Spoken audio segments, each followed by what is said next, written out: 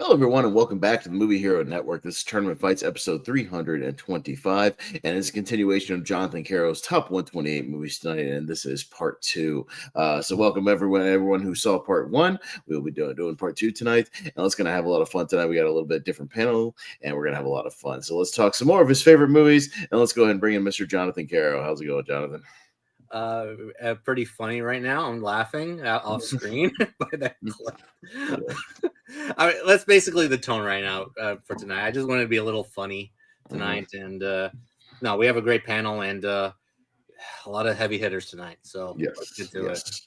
Yeah, I'll talk about that more in just a second. Let's bring in the rest of our panel here that we got so far this evening. Joining us tonight, Mr. Jeremy Paul Adams. How's it going, Jeremy? How you doing? Oh, it's going great. I'm excited to be here. I actually didn't look at the list, so I'm really excited to see what Jonathan has in store for us with these movies, because I think we got some good ones.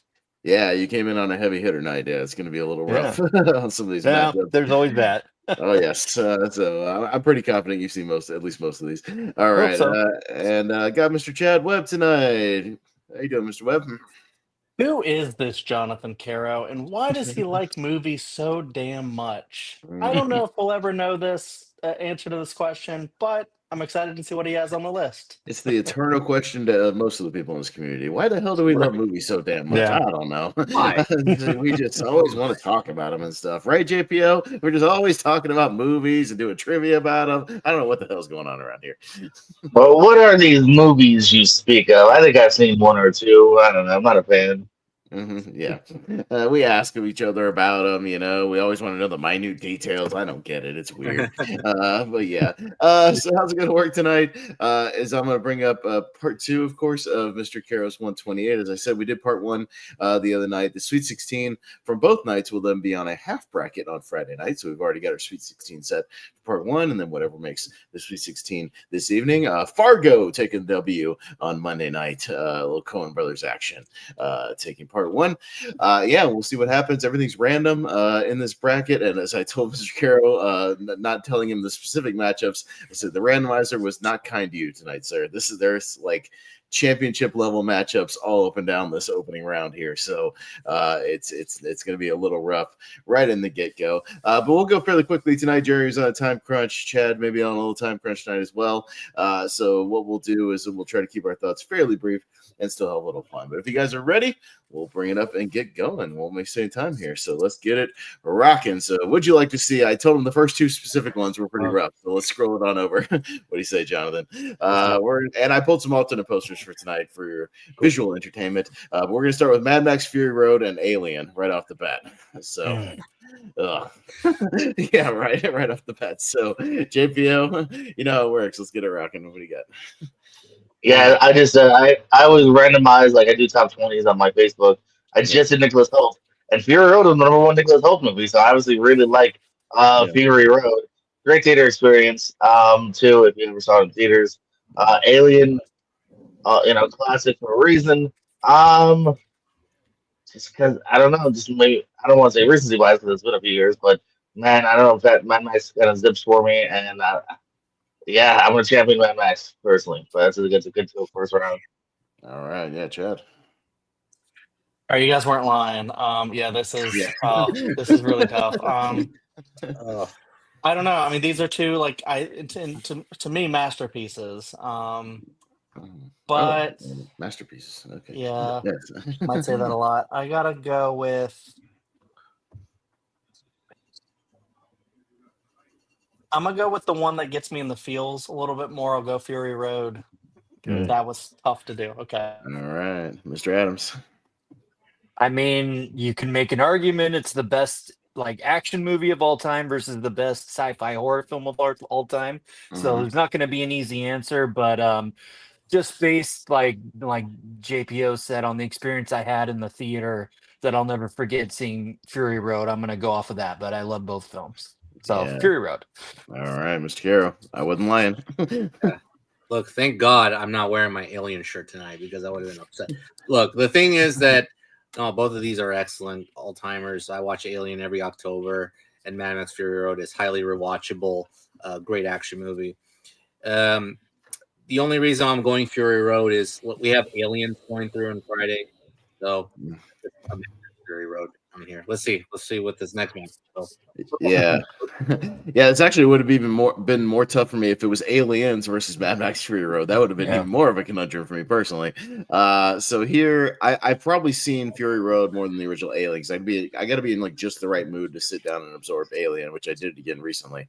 But yeah, I'll go Fury Road here, but it's very, very close. Yeah, so sweep for Fury Road. There you go. Sorry, Ripley. All right. Well, here I told him the second one was rough too. So let's go. The Wolf of Wall Street taking on the Matrix. So right off the bat. Thanks.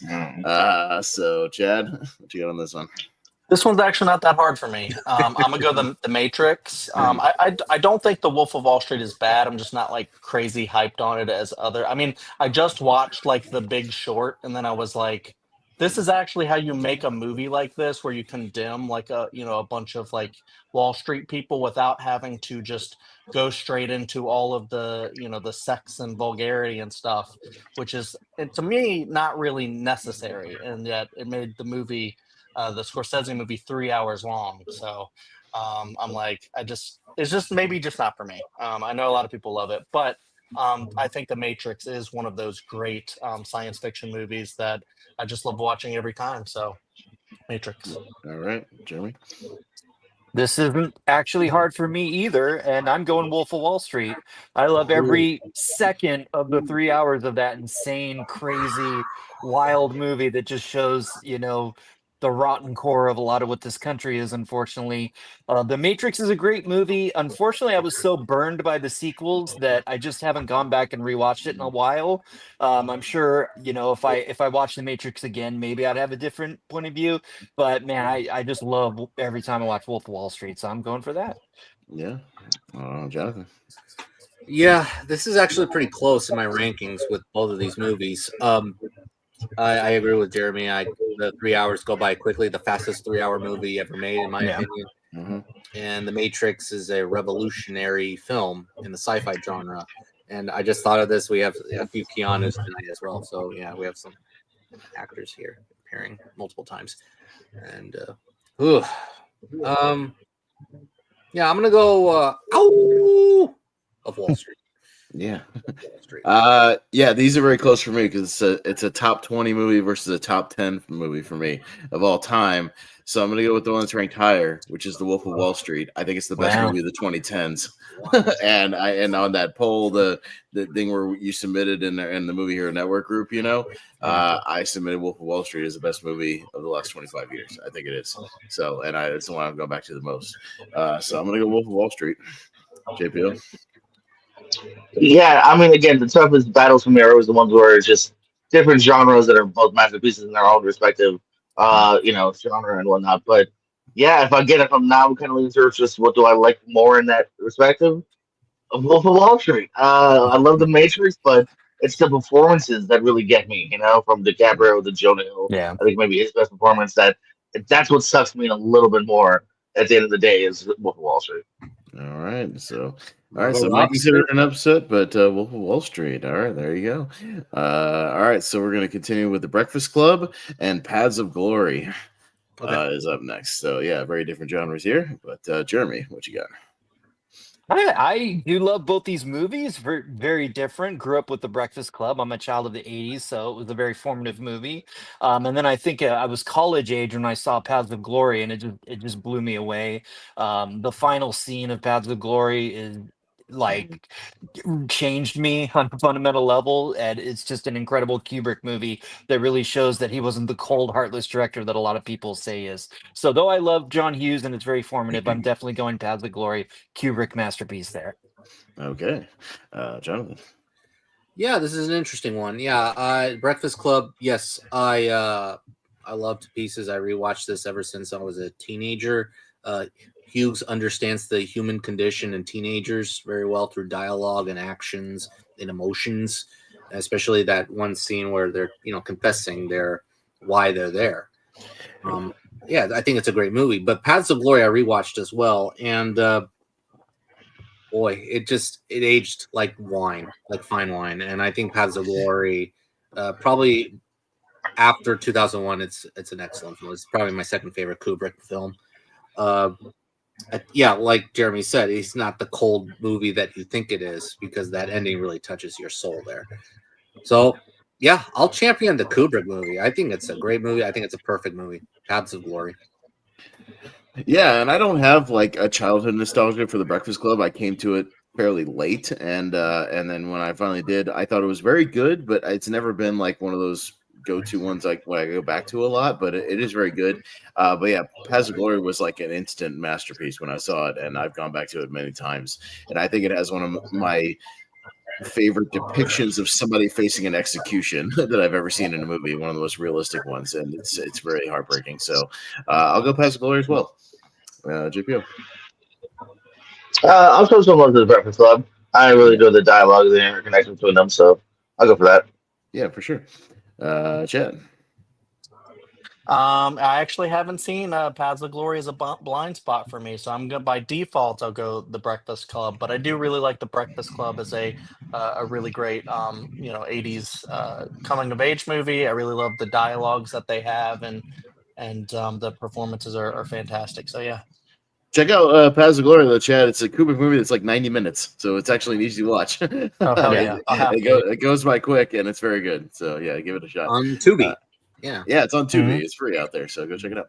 All right, Tubi's got a great selection. I was just looking at some of it. I gotta watch that. They do, yeah. Really Tubi's the best. We love Tubi here. Movie Hero Network. Yes, we do. Good Will Hunting taking on 12 Angry Men. Oh, that is not fair. Yeah. Is that another conundrum for you? I told you, Jonathan. So go ahead. Okay, I thought we were going to see John Travolta there, but okay. Well, you can if you want to. What a predicament. There you go. Damn. 12 Angry Men, a perfect movie. Again, I mean, there's nothing wrong to say about this movie. Sidney Lumet's debut, believe it or not. He knows how to tell a story within one room with people talking, talking about a case. And Good Will Hunting just moves me, just moves my soul. Interesting performances, heartbreaking, devastating. I had to look at my personal list, and 12 Angry Men was a little higher than Good Will Hunting. So 12 Angry Men. Yeah. It's definitely the case of like, some of the great performances of all time in a movie versus maybe in the conversation of the greatest debut film of all time for a filmmaker. Because how do you get much better for a first film than 12 Angry Men? Yeah, it's kind of knocks my socks up. I'm gonna get 12 Angry Men because my last rewatch still works, and I do think it's one of the great simple just human dramas ever. So I'm gonna go 12 Angry Men. JPO. You wouldn't know about sitting up in a hospital room for 2 months, holding her hand and not leaving because the doctor's been seeing her at the 30 hours. didn't apply to you. I gotta go. Good Will Hunting, man. I love that movie. No, I can't argue against it. You know what I mean? Like if somebody votes for one over the other, it's like, can you argue against their vote? Not really. You know, it's There were great. several years I had that entire monologue memorized. I did it one time in high school. No, totally. I totally understand. Chad. Yeah, I love both of these movies so much. And it's so hard to pick one. I feel like I have to go 12 Angry Men though.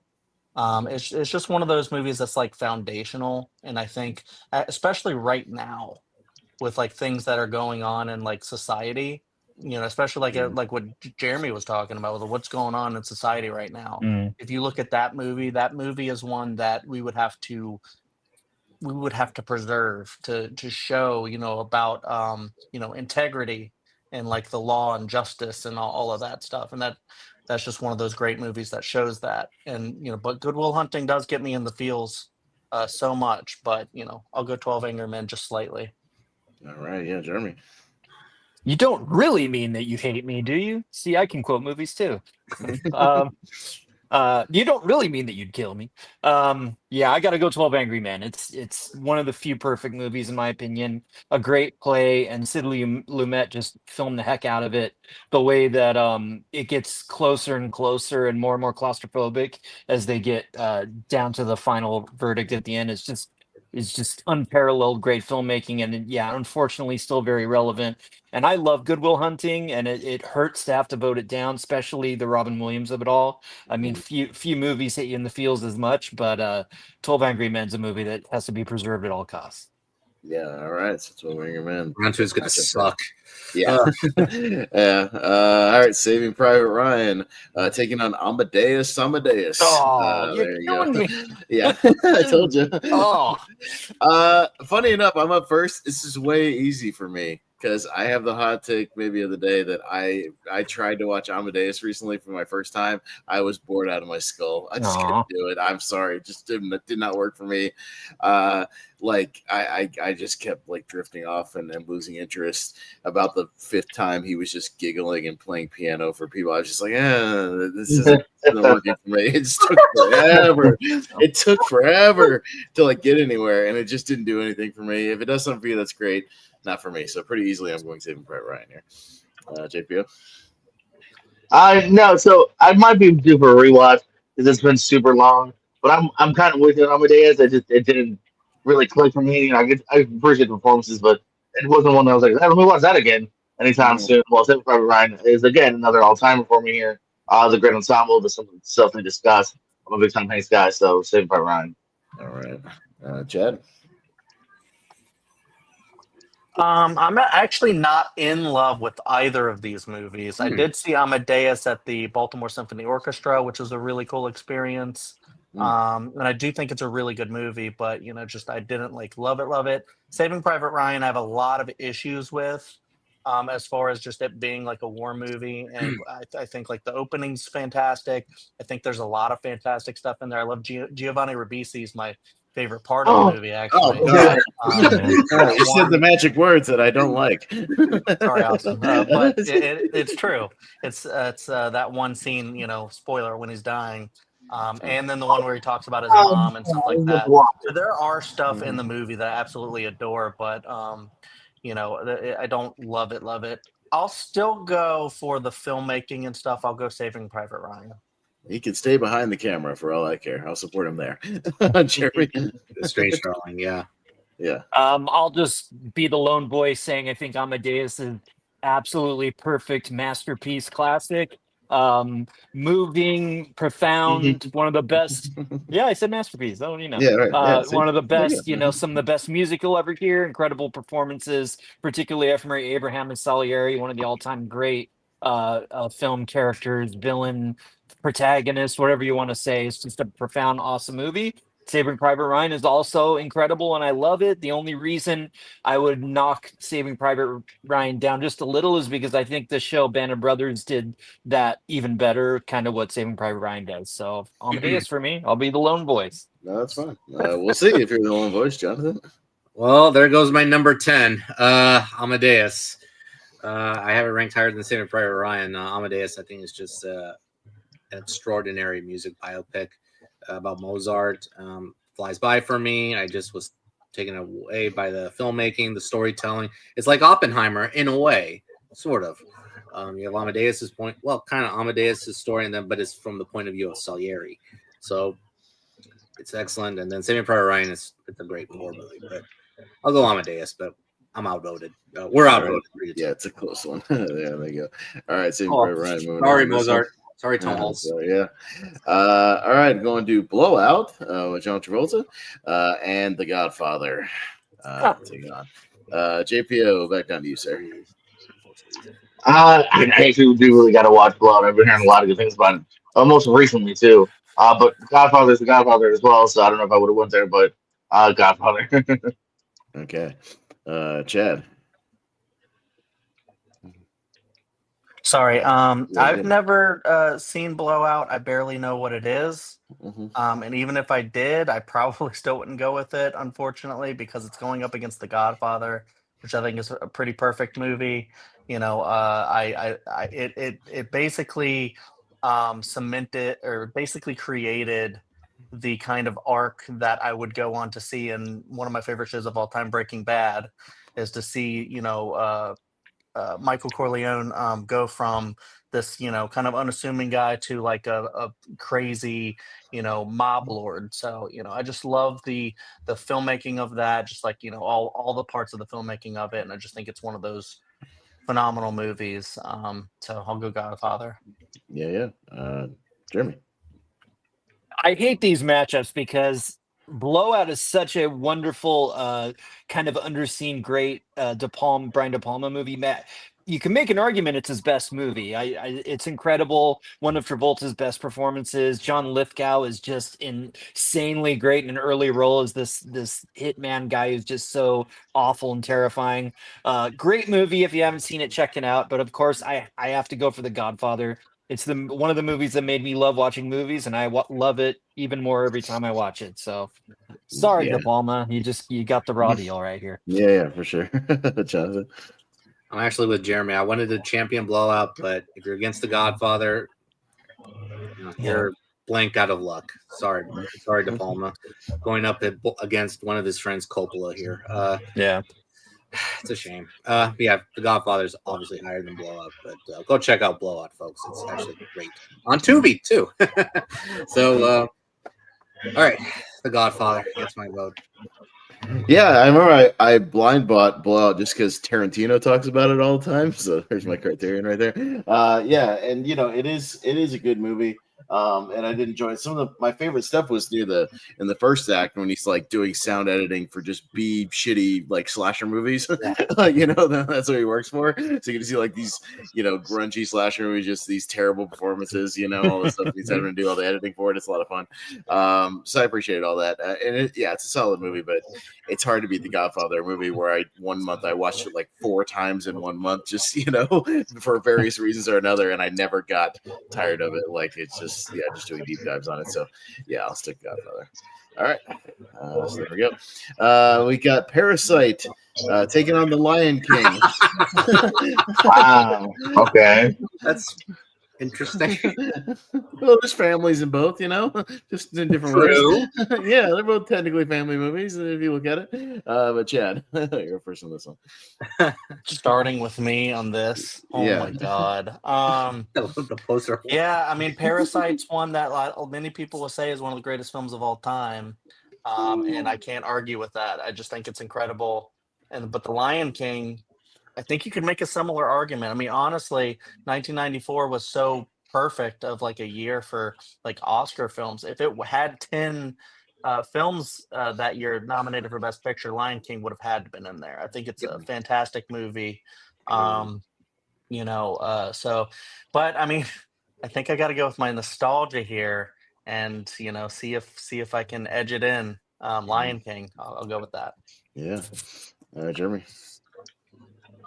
Yeah, I mean, obviously Parasite is an incredible movie, one of the best, films of the last maybe 20 years, 20 of the century. But I have this guy on my shirt, Mickey Mouse, so I'm like emotionally unable to vote against Lion King, which is for me like maybe top 3 animated Disney films. So sorry, Parasite. I'm an ugly Disney American. Yeah, Nah. sure. Jonathan. Yeah.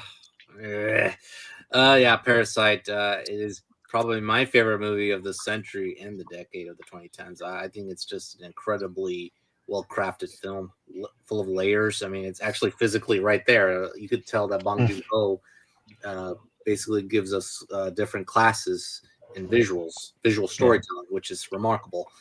And The Lion King, of course, yeah. Nostalgic, yes. Excellent movie, yes. And I do agree with Chad that if it were 10, yeah, I would put it in there. Yeah, I think it would have been in there based on box office as well. I'm going to keep it alive. Parasite. Yeah, Parasite's good. I'm gonna give it another rewatch fairly soon. I wasn't as super blown away about it by it as kind of everybody else seemed to be. I thought it was very good, but yeah, it's just I'll give it another rewatch and see. But yeah, for now I gotta go Lion King. It's just a movie I've watched ever since I was a kid, and I think it's a heavy hitter for me. So yeah, JPO. Yeah, that's the real thinker. Oh, excuse me, dry mouth. Thinking about it. Hey, Jonathan. Hey. For now, yeah, my heart's also leaning toward Lion King for now. All right. It's Lion King. And yeah, it's Lion King. I was going to let Jordan chime in very quickly if you like to on Parasite. I forget, I know where he's going, but Parasite. Yeah. For me, I think Parasite is nearly a masterpiece. I think it's so good. And I saw it 3 times in theater, so I'll go Parasite. Okay. But The Lion King is one of the best animated movies, so I'm not mad about it. Yeah, all right. All right. Let's go down to The Princess Bride and Raiders of the Lost Ark. So 2 adventures. There you go. Yeah. All right. Well, Jeremy is on deck this time.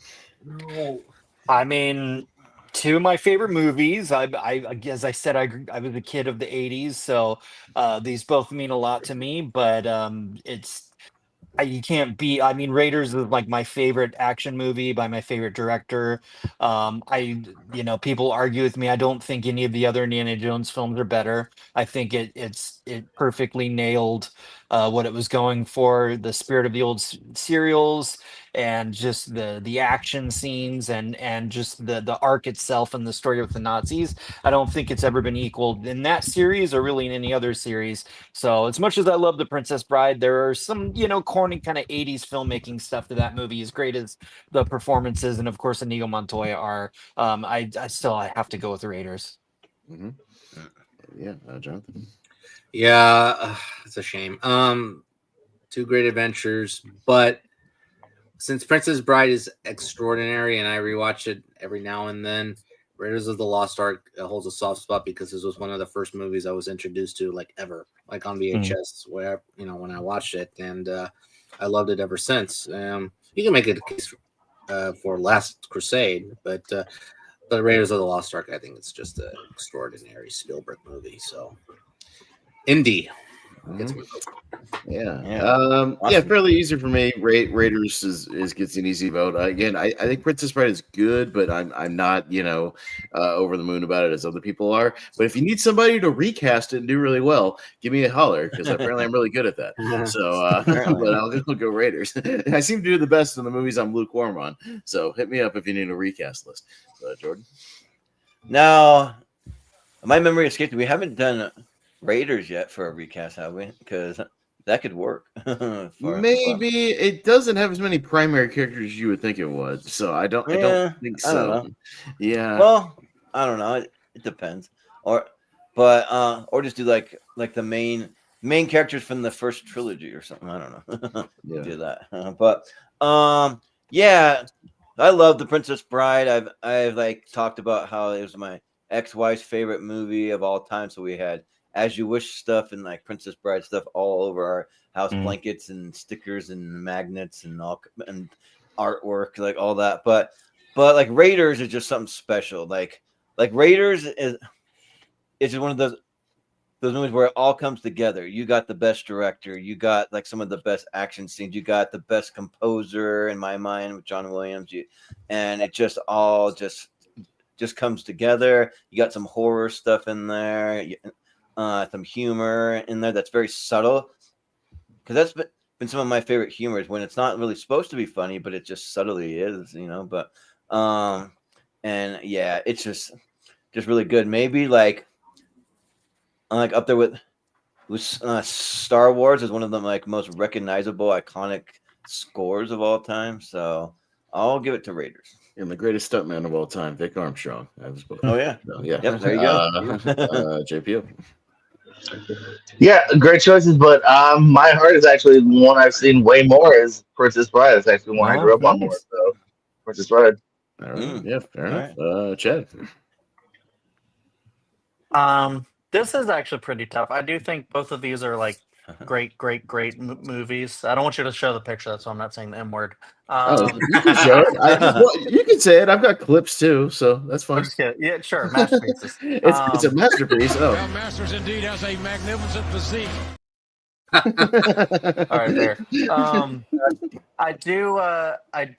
It's weird because I go back and forth between whether I like Last Crusade or Raiders more. But I will say I do enjoy watching those two indie movies more than I enjoy watching The Princess Bride, even though I think they're both like phenomenal movies of like their own genre, basically. So I'll give the slight edge to Raiders. Okay. All right, so Raiders can rock this one. All right. Going down to The Fly, Jeff Goldblum, and When Harry Met Sally. Hey, two great, love stories, romance movies, two True. people True, yeah. back and forth. Not as dissimilar as you might think, except for the body horror. But Jonathan, what you got? Yeah, this is funny. So both movies about love. Yeah, When Harry Met Sally basically asks the questions if you not think about sex when you're, friends with a man or a woman is the eternal question. And The Fly, it's a very tragic love story, and it holds up very, very well. And in terms of that, it is in addition to the special effects. Basically the substance had inspirations from The Fly, and it's great. For some reason, I'm in kind of in a. They're both very close. I'm in kind of like in a body horror move, given the Together marketing. I've heard great things. Sorry, Billy and Meg. I gotta go. Gina and Jeff. The Fly. Yep. All right. Well, awesome. I'm gonna rock with one of the great horror remakes of all time, and just a movie again I got obsessed with, just like Jacob Barber. Like the first time I saw it, I watched it, then I watched all the special features, I then watched it again with the commentary, and then I watched it again just all the way back through a third time. Like I get obsessed with that movie every time, and I think it's pretty great. So I'll go The Fly. Yeah. They're both really great for different reasons, because I feel like when Harry Met Sally, you have like some of the best like witty dialogue that's just so good and performed very, very well. It's written by Nora Ephron, but then in The Fly, you have some of the best body horror like of all time. It's just so good, and Jeff Goldblum is just so charming. Gina Davis is very attractive. So, and I'm not like huge on Cronenberg necessarily, but The Fly, absolutely. So that's probably his best movie. So I'll go with The Fly. All right. GPO. Yeah, it's going the way I thought it would. So I'm the chosen one to When Harry Met Sally here. I love Billy Crystal. I love the long time for them getting back together. So and that great monologue at the end. So I'm gonna go When Harry Met Sally. Yeah, sounds good. Chad. I'm not in love with either of these. I like them a lot. But if I had to go with one, I think I agree with most everyone that I think it would be The Fly. I think it's like, exceptional for what it is. Whereas I think, when there's better rom-coms out there than When Harry Met Sally, in my opinion. But The Fly, I also need to revisit The Fly. It's been way too long since I've seen it. But yeah, it's excellent. So I'll go with The Fly. Okay. Yeah. Yeah, Jeremy. Two great movies. One is a really great love story, and the other is a disturbing tale of a toxic relationship between two selfish people. So I'll go with the great love story, The Fly. The Fly. Yeah, Sure. Yeah. I mean, it skirts the line of bestiality, but that's fine. Pretty good, Yeah. right. Yeah. That's It's right. not bad. Yeah. I like All that. right. Love story of the Brundlefly. That's right. All right. So we got 7 and Drive. Oh Oh no! no! Right? Oh no! Told you. Yeah.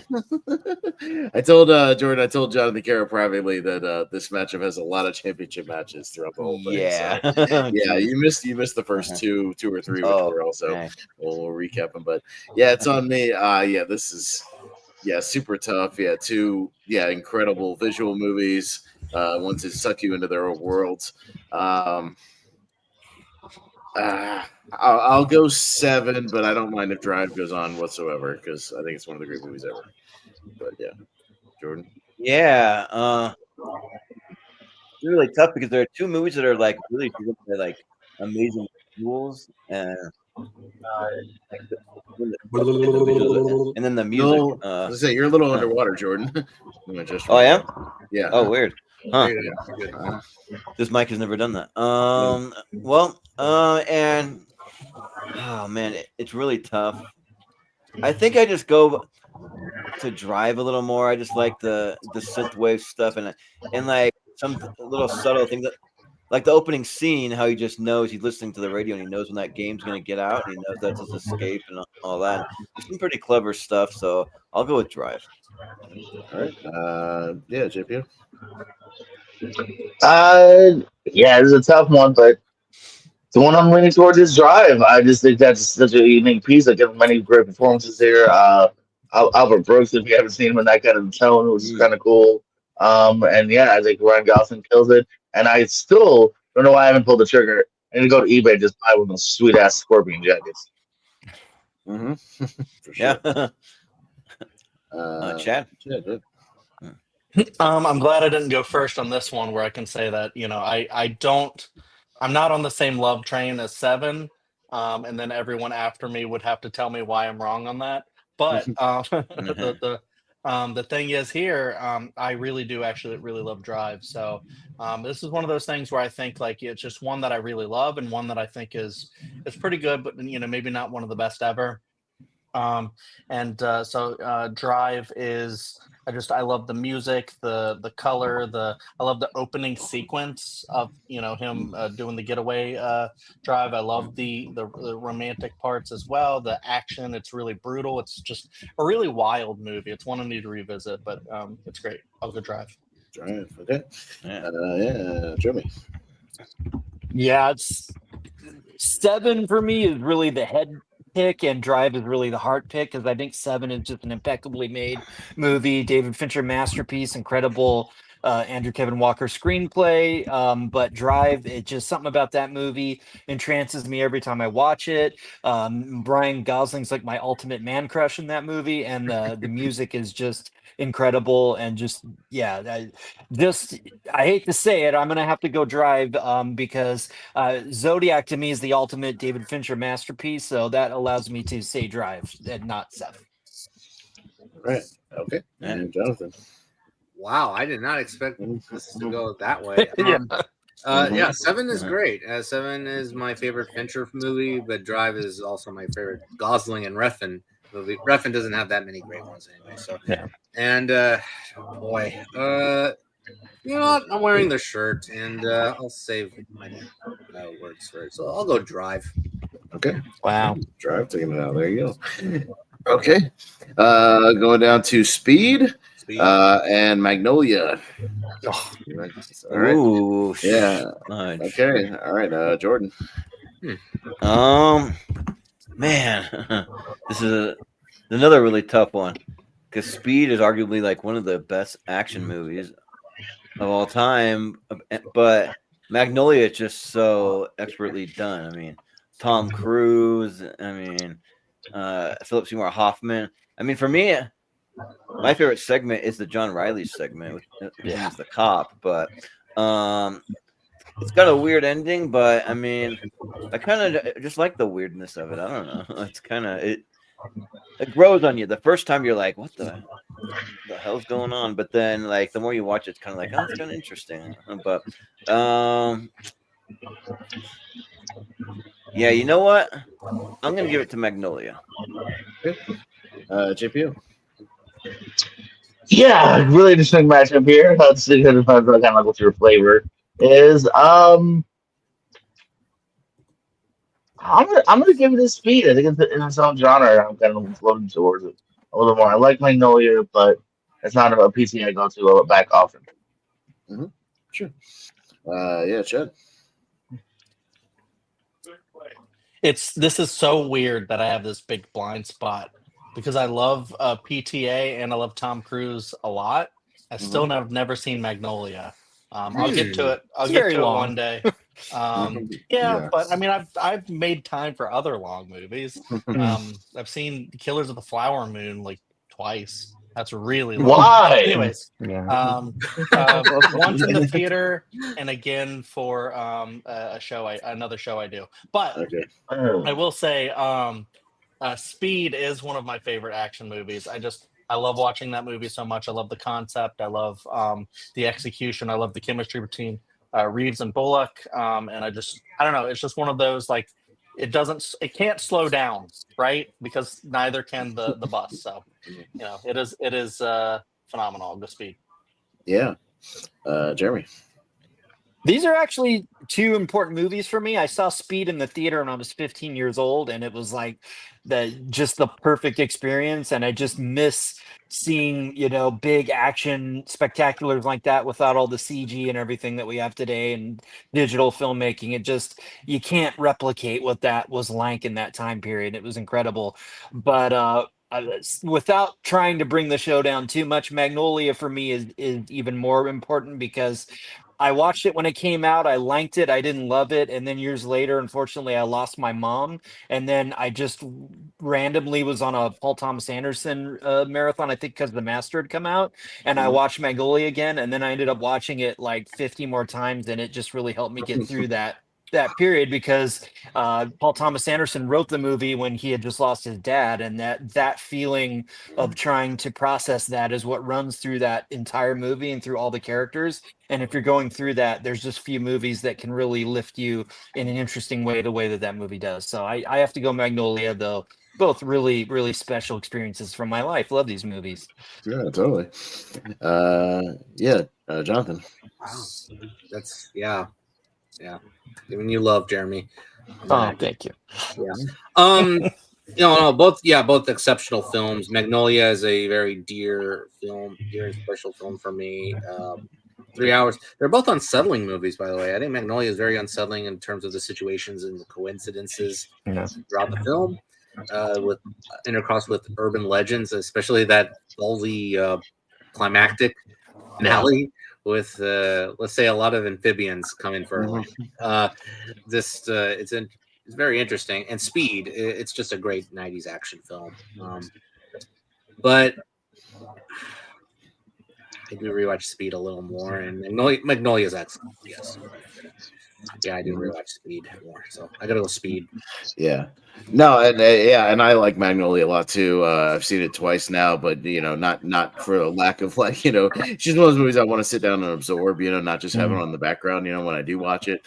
But yeah, I've seen Speed like probably 200 times or something. It's got to be like I love it, and one of my favorite action film scores of all time. Wow. That score is just so damn.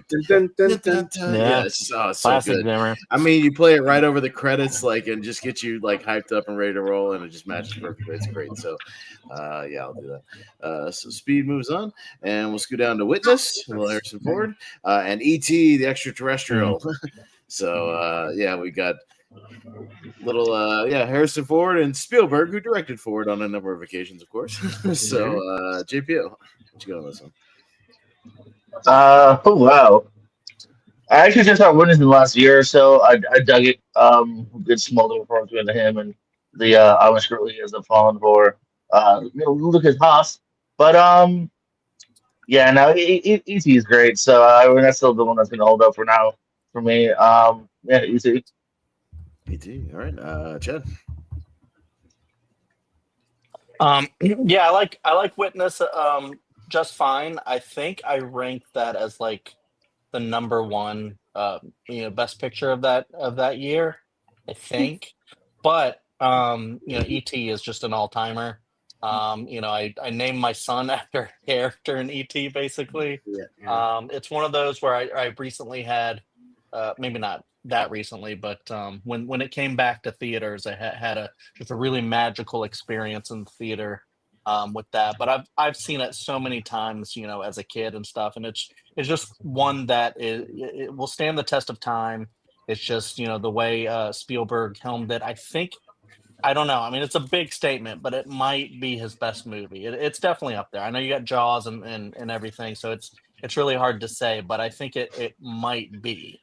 Um, and it's just if you're not in tears when he's like, "I'll be right here," you're just I don't know. You're dead inside, I guess.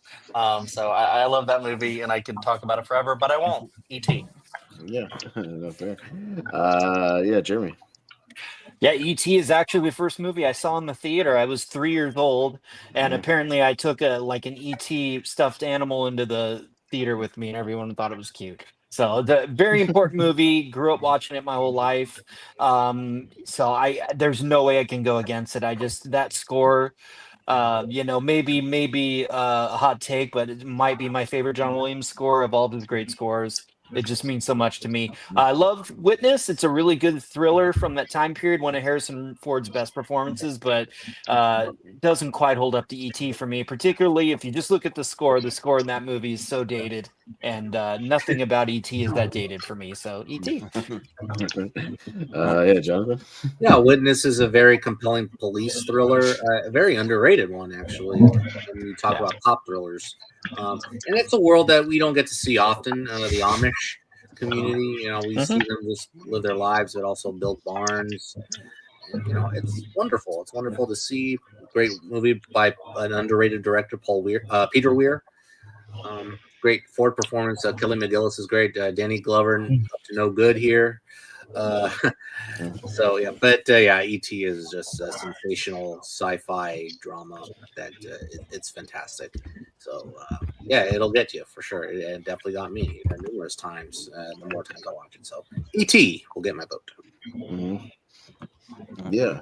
Awesome. Yeah, no, and Witness was a blind spot coming in. I watched it this afternoon for this, so I finally got to it and had a reason to. I've had it sit in my Fandango for a while. I'm glad I watched it. Yeah, it's kind of three great movies in one. Yeah, you got like a culture clash, fish out of water thing. You got a good romance with him and Kelly McGillis. And yeah, a good like kind of police procedural thriller. So and I thought it did all very well. The barn scene was maybe my favorite scene I've seen in a while. The part where they're building the barn together, like it's really good. That Raising the scene's barn. beautiful. So yeah, no, great stuff. I enjoyed it, but yeah, it's hard to vote against ET. Like it just works. It just clicks. And there was a cool thing at the John Williams tribute at the Kennedy Center where Spielberg showed like he went up there and was talking about John. He was like, this guy is the one who makes my movie special, and he showed the scene where they go across the moon, on the bike, and like he showed it without the music, and then he's like, all right, now let's play it with John. Yeah. And they show it just like this is like he makes my movies like what they are. Like this guy, he's the goat. So no, it was pretty cool. So I'll go ET. Oh, I love the ending to Witness, by the way. I love the ending to Witness. Yeah, no, I thought the movie was great. I'm glad I watched it. But yeah, it's hard to vote against ET. But that moment at the John Williams concert is a great moment. I go back to that from time to time. But I actually have not seen Witness. That's a blind spot for me. So worth seeing.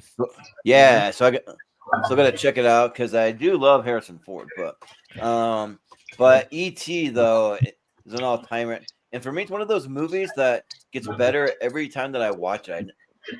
I notice more little subtle things, and it just hits more. Because the first time that I saw it, I was like just a kid, so I'm like, it's fine. And then I waited like maybe 8 or 9 years before I watched it again, and now I watch it all the time. And it's my favorite score of all time. That score it's just so You and me both. good. And yeah, right. And like there's a part near the end where like I can't remember in the movie if they play it like near the end of the movie or if they just play it over the credits, but it like plays like all those like best little moments from the score just back to back to back, and it's just so good. Yeah. And yeah, so I'm gonna give it to E.T. All right. All right. Going down to Ratatouille and the good, the bad, and the ugly. So another one that's fun for the whole family here. So, all right. Chad, up to you first. What you got? Yeah, this is an interesting one. I'm not in love with either of these either. I do like them both a lot. It's one where the good, the bad, and the ugly. I'm not like that into Western, so it's hard for me to put it on and like really enjoy it like all the way through because it is a kind of a longer one as well. So I think like a lot of the Westerns that I do like are more on the shorter end. But I do think it's a great movie despite that I don't always enjoy it like 100%. But it has so many great moments in it as well. And Ratatouille is a classic, even though it's not like my like S tier Pixar or anything. I'll go slightly Ratatouille here because I do think I enjoy it slightly more, but I wouldn't not be mad if either of these moved on.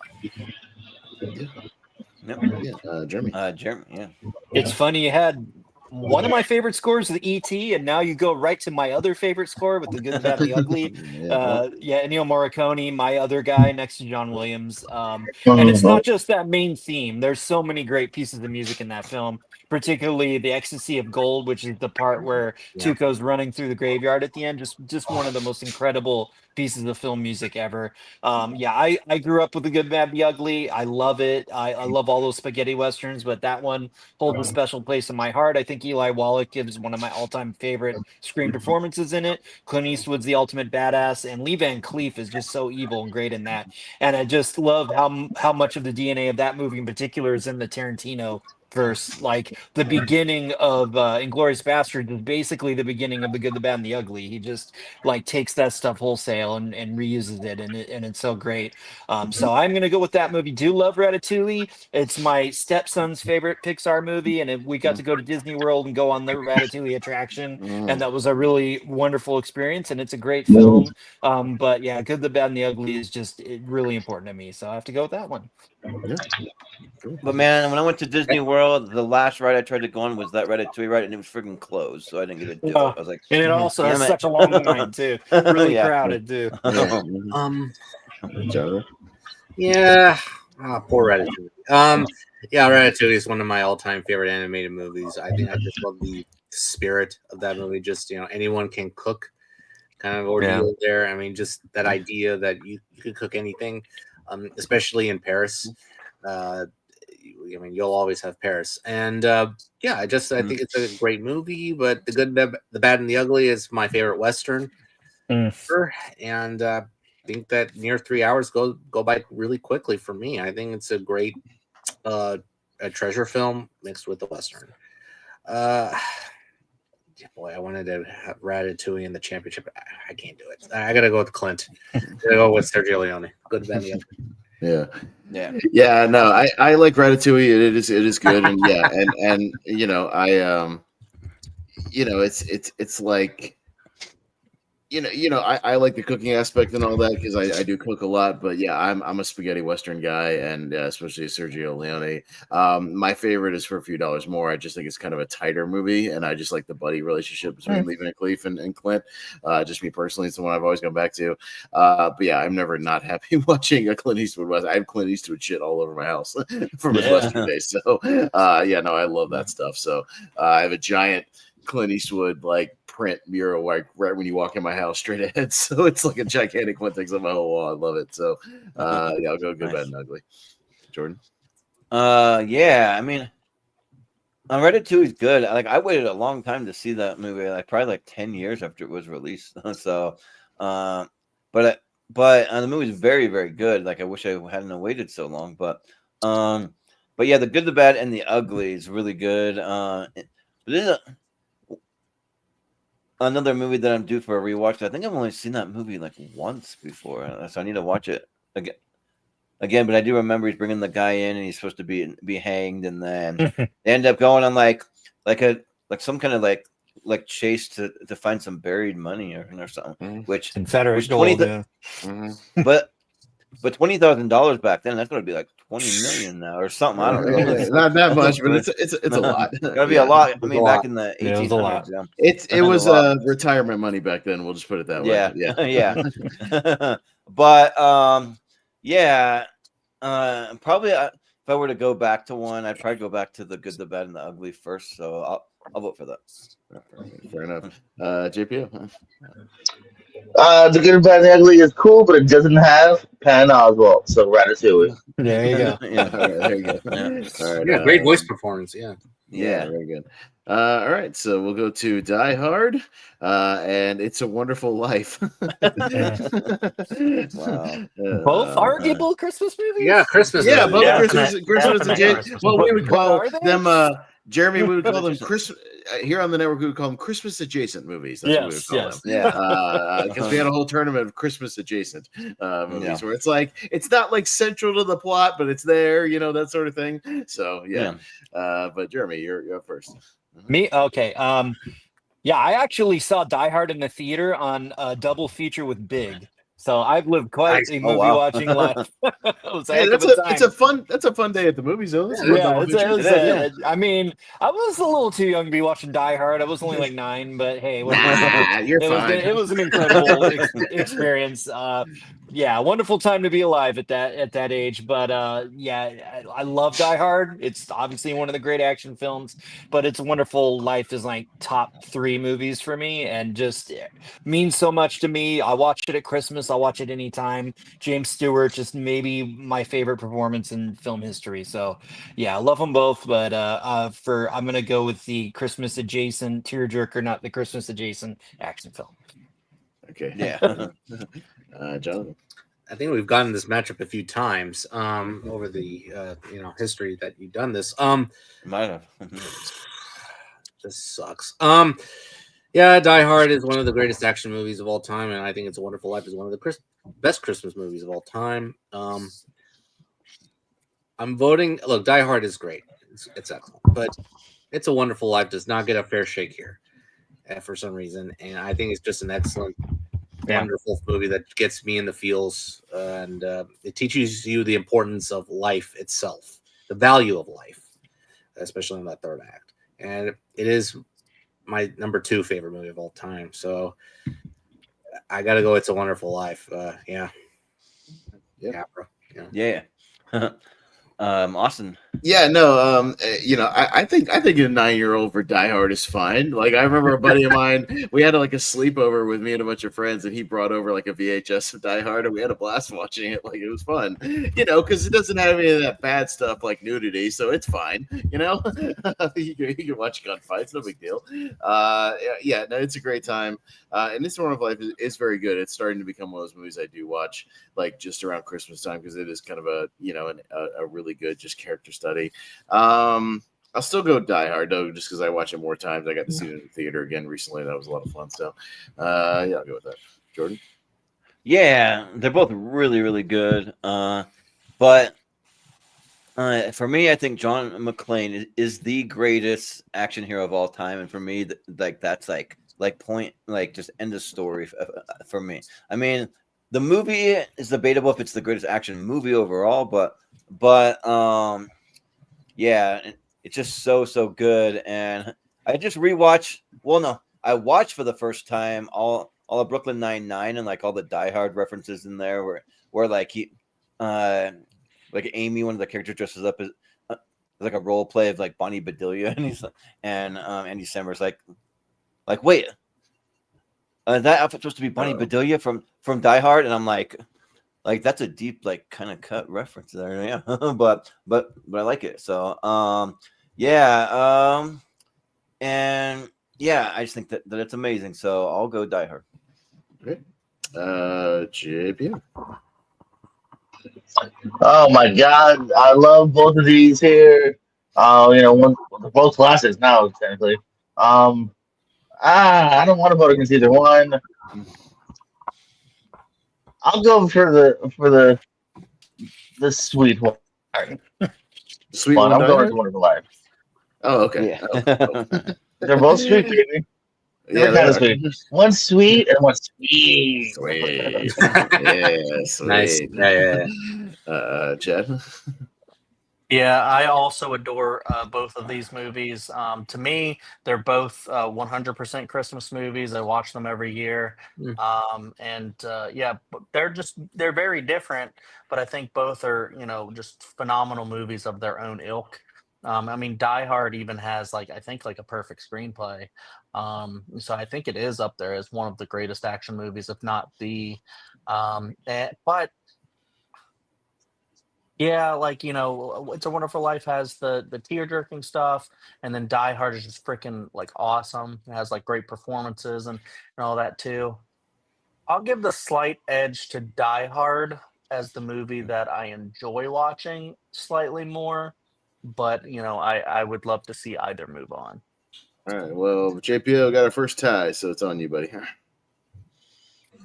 Well, every time a bow rings, I gotta save down the Tony Plaza. Now you don't know where I'm going.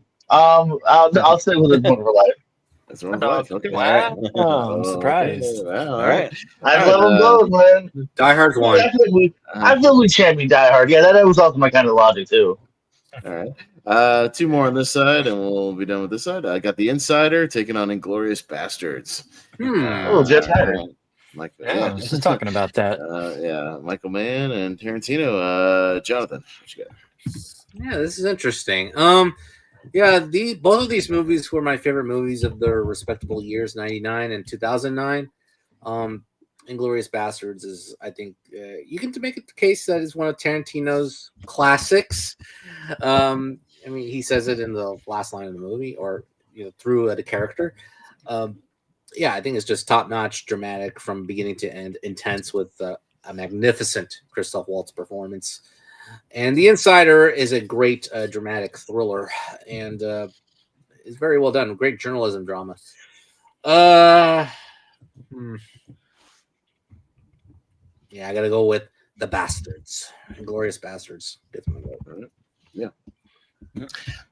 Yeah, no, I mean, I am a Tarantino guy, and Glorious Bastard is actually kind of on the lower tier of Tarantino for me, just because I think it's a little long-winded at times, here and there, especially the Fassbender, cellar bar scene, I think goes on about 3 times as long as it needs to get the point across. So it loses me a little bit here and there, but it's still very good. And The Insider was one of my better first time watches a couple of years ago. I got really wrapped up in it. That was great. So I might go The Insider here actually. Yeah. Yeah, The Insider is really good. But for me, it's not going to hold a candle to Inglourious Bastard. I just think Inglourious Bastard is just so great. It's probably it's not even one of my necessarily favorite Tarantino movies, but that's not saying much because all those movies are great, and it's probably maybe 4th or 5th or something. So it's up there on the top half, but and yeah, Christoph Waltz is just just so good, and the way that he's so selfish. I mean, I've been on streams where we've done deep dives into his character and the way that he flip flops and he's just out for himself and all that stuff. It's just really good. Yeah, and then just all the different characters that pop up and the way that he utilizes certain actors to that you never would have thought, Eli Roth or Daniel Bruhl or some of those ones, Diane Kruger. So yeah, I'll give it to Inglourious Bastards. All right, JP.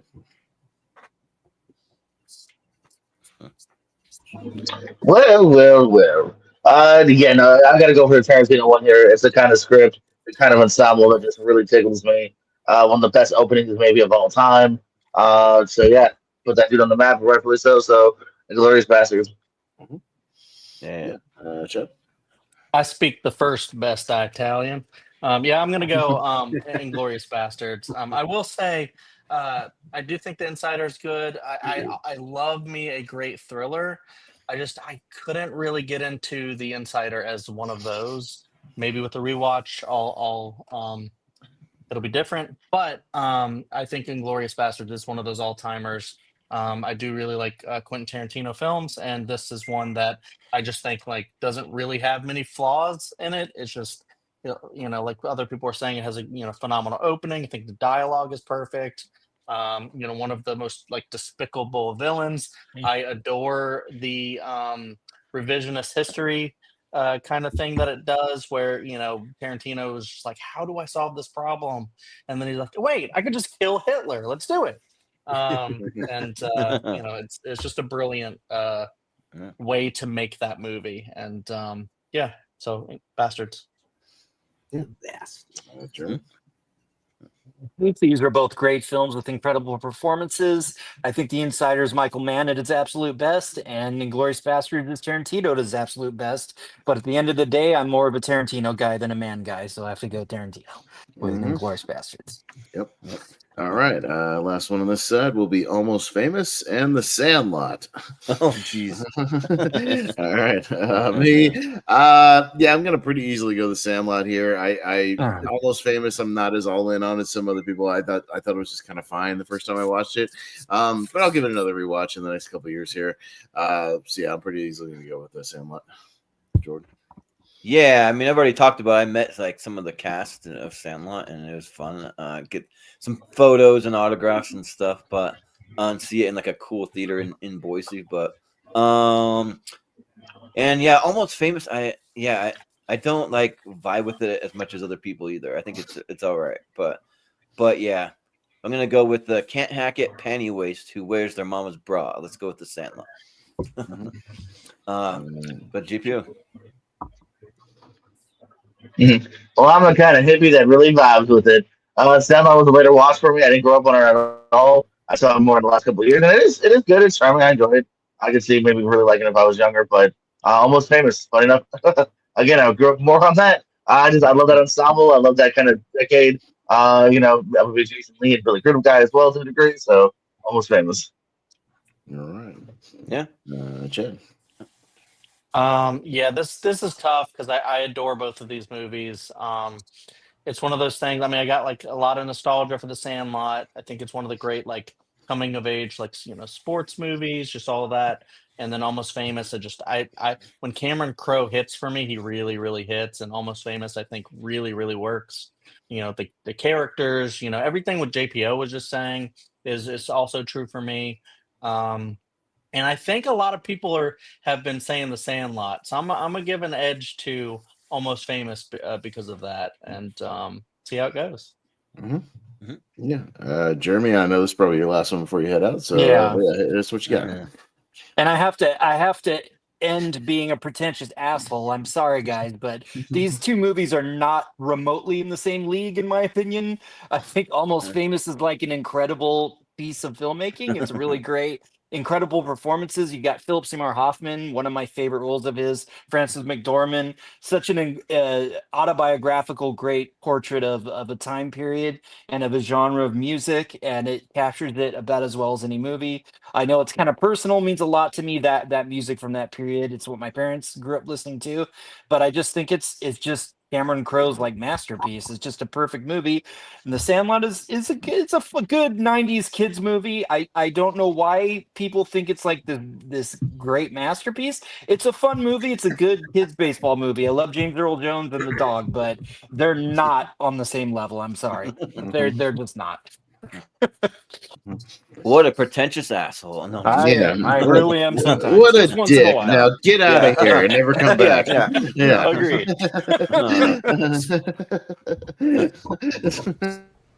You dick. Yeah.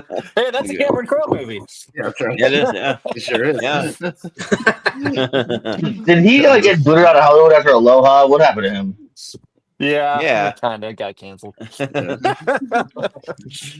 That doing movie, I documentaries. witnessed- He's doing documentaries. Yeah. When Aloha came out, I worked at a theater and I witnessed a theater of like 8 people asleep during Aloha. It's crazy. Hello, Jonathan.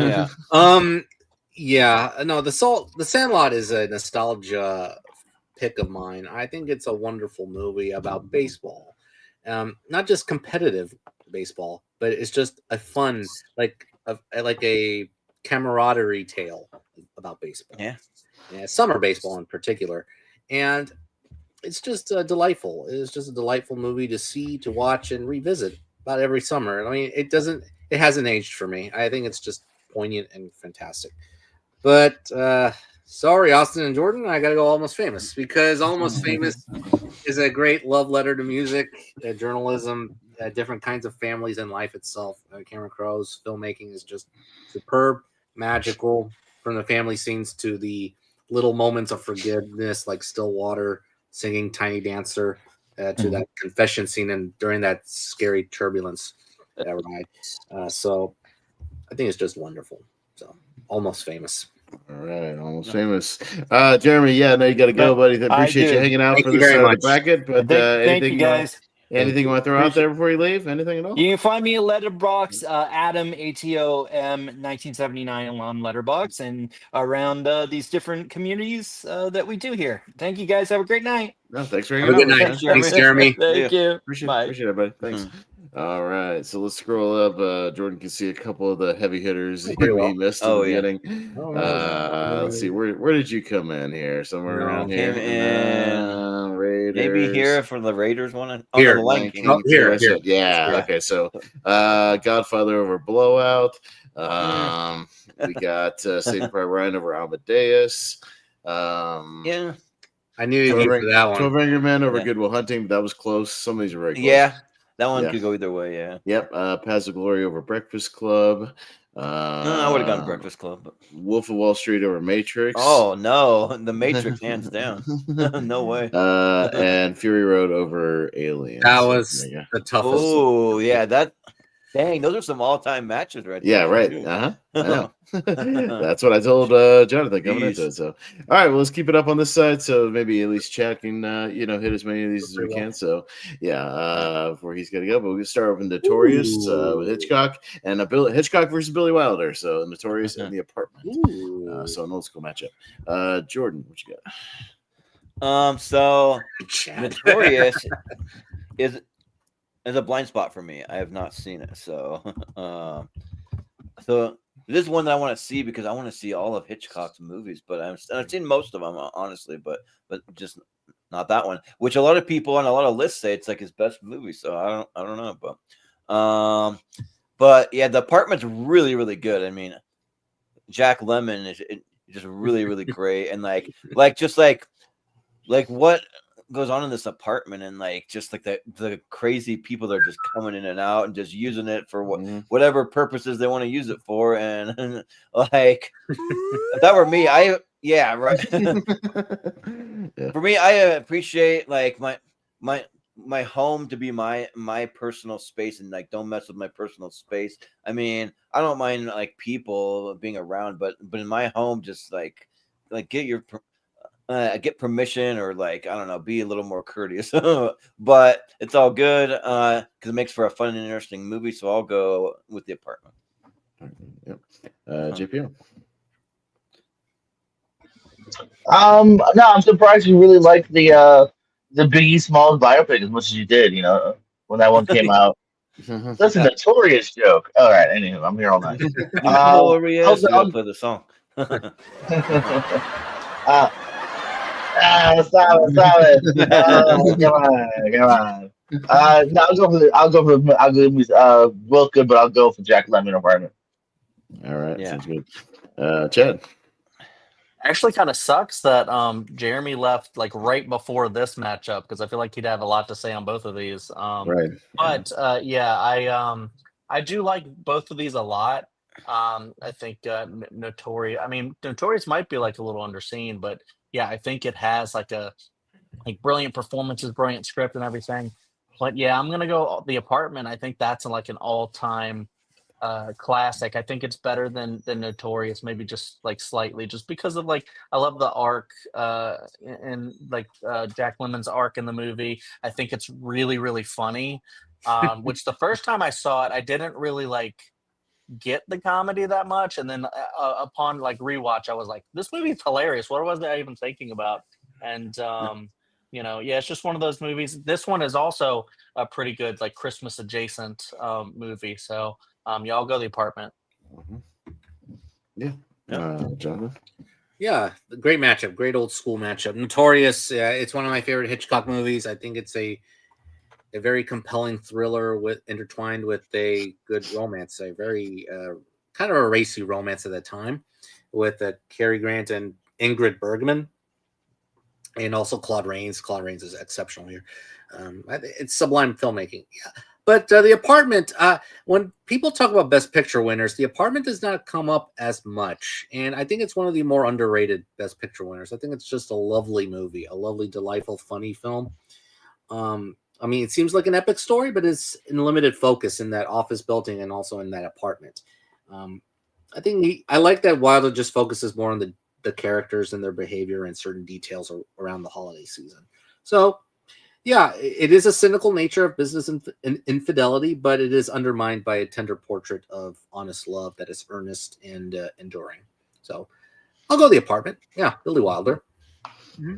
Yeah. I started Notorious once, and it's not the kind of movie you start when you're like tired at 7:00 at night. It just isn't. It's a very slow burn, very dialogue heavy. So I'll go back to it at some point. But The Apartment's really good, and Billy Wilder's a lot of the movies he wrote really hold up now. Like the dialogue is still very spicy and modern, and this and Double Indemnity, really hold up. Just with their dialogue. So I'm appreciating more and more Billy Wilder as I dig into his filmography. So I'll go The Apartment here. Oh my God! Witness for the prosecution. Yeah, no, exactly. That's what I mean. They all still click. Yeah. So, all right. Going down to Michael Clayton, and as it's called overseas, Arizona Junior or Arizona Baby, Raising Arizona. So, it's Raising Arizona. Overseas, it's called Arizona Junior or Arizona Baby. I found alternate posters. Yeah. Oh, weird. Yeah. So, JPO is first on this one. Yes, that's right. No, my embarrassing blind spot actually is Arizona Junior. After that clip, I might have to watch it because I was like, what the fuck's going on?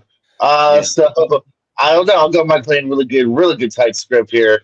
Really great fierce performance by George Clooney. So I'll go for Mike Clayton. Yeah, bro. Chad. Yeah, this is tough. These are very different movies, but very good movies. I love both of these movies, actually. I have a lot of fun with Raising Arizona. I think that's just a wild movie. I love Nick Cage in the movie. God, man. But Michael Clayton, yeah, exactly, has a phenomenal, script. I think it has one of the best and most satisfying endings of all time. Yes. And I love, Tom Wilkinson in the movie. Yeah. I'll give the slight edge to Michael Clayton, but I wouldn't be sad either way. Yeah. Jonathan. I wish that two of these were to move on to the championship. Okay. Well, Raising Arizona, I think it's one of the funniest, heartfelt movies ever made from the Coen brothers. It's very funny in terms of the sequences going on in the movie. We just witnessed it in the opening clip, the diaper chase scene. It reminds me of the Looney Tunes cartoons, and it's very funny. Cage is great. Holly Hunter is also pretty funny as well, and we'll get to another Hunter movie in a moment. They have great chemistry. John Goodman, William Forsythe. They're great. Michael Clayton, though, I think is one of the more underrated thrillers, especially in the 21st century. It's not talked about enough, but I know that it's picked up a little bit over the years, and I think it's just a great, compelling thriller. I had to look at my list a little bit. I have Michael Clayton a little higher than Raising Arizona. I think it's that great. And Chad is right. The ending is satisfying. Do I look like I'm negotiating? Yeah. Michael Clayton. Yeah, when George Clooney is on, man, he's one of the best screen presence ever. When he's just clicking and just owns the screen. That's why I love stuff like Up in the Air and whatnot. Yeah, when he's on, he's on. And it's a good movie. I watched it for the first time a couple of years ago. Yeah, him being this kind of white collar fixer, kind of like the wolf from Pulp Fiction, but in a different way. Yeah, dealing with high end CEOs and uptight businessmen. The freak out scene with Tom Wilkinson is a great scene when he just has his breakdown and his freak out and we gotta fix it. Raising Arizona is a lot of fun too. It's one of the better Coen ones that I'll go back to. I'll go Raising Arizona, but I don't mind either one. Jordan. So I watched Michael Clayton for the first time for this, and it was really good. The only thing is, I wasn't over the moon about it. I mean, it is good, but I just feel like without George Clooney there, the movie would just be maybe not even that great. It would not be called Michael Clayton. Yeah, right. But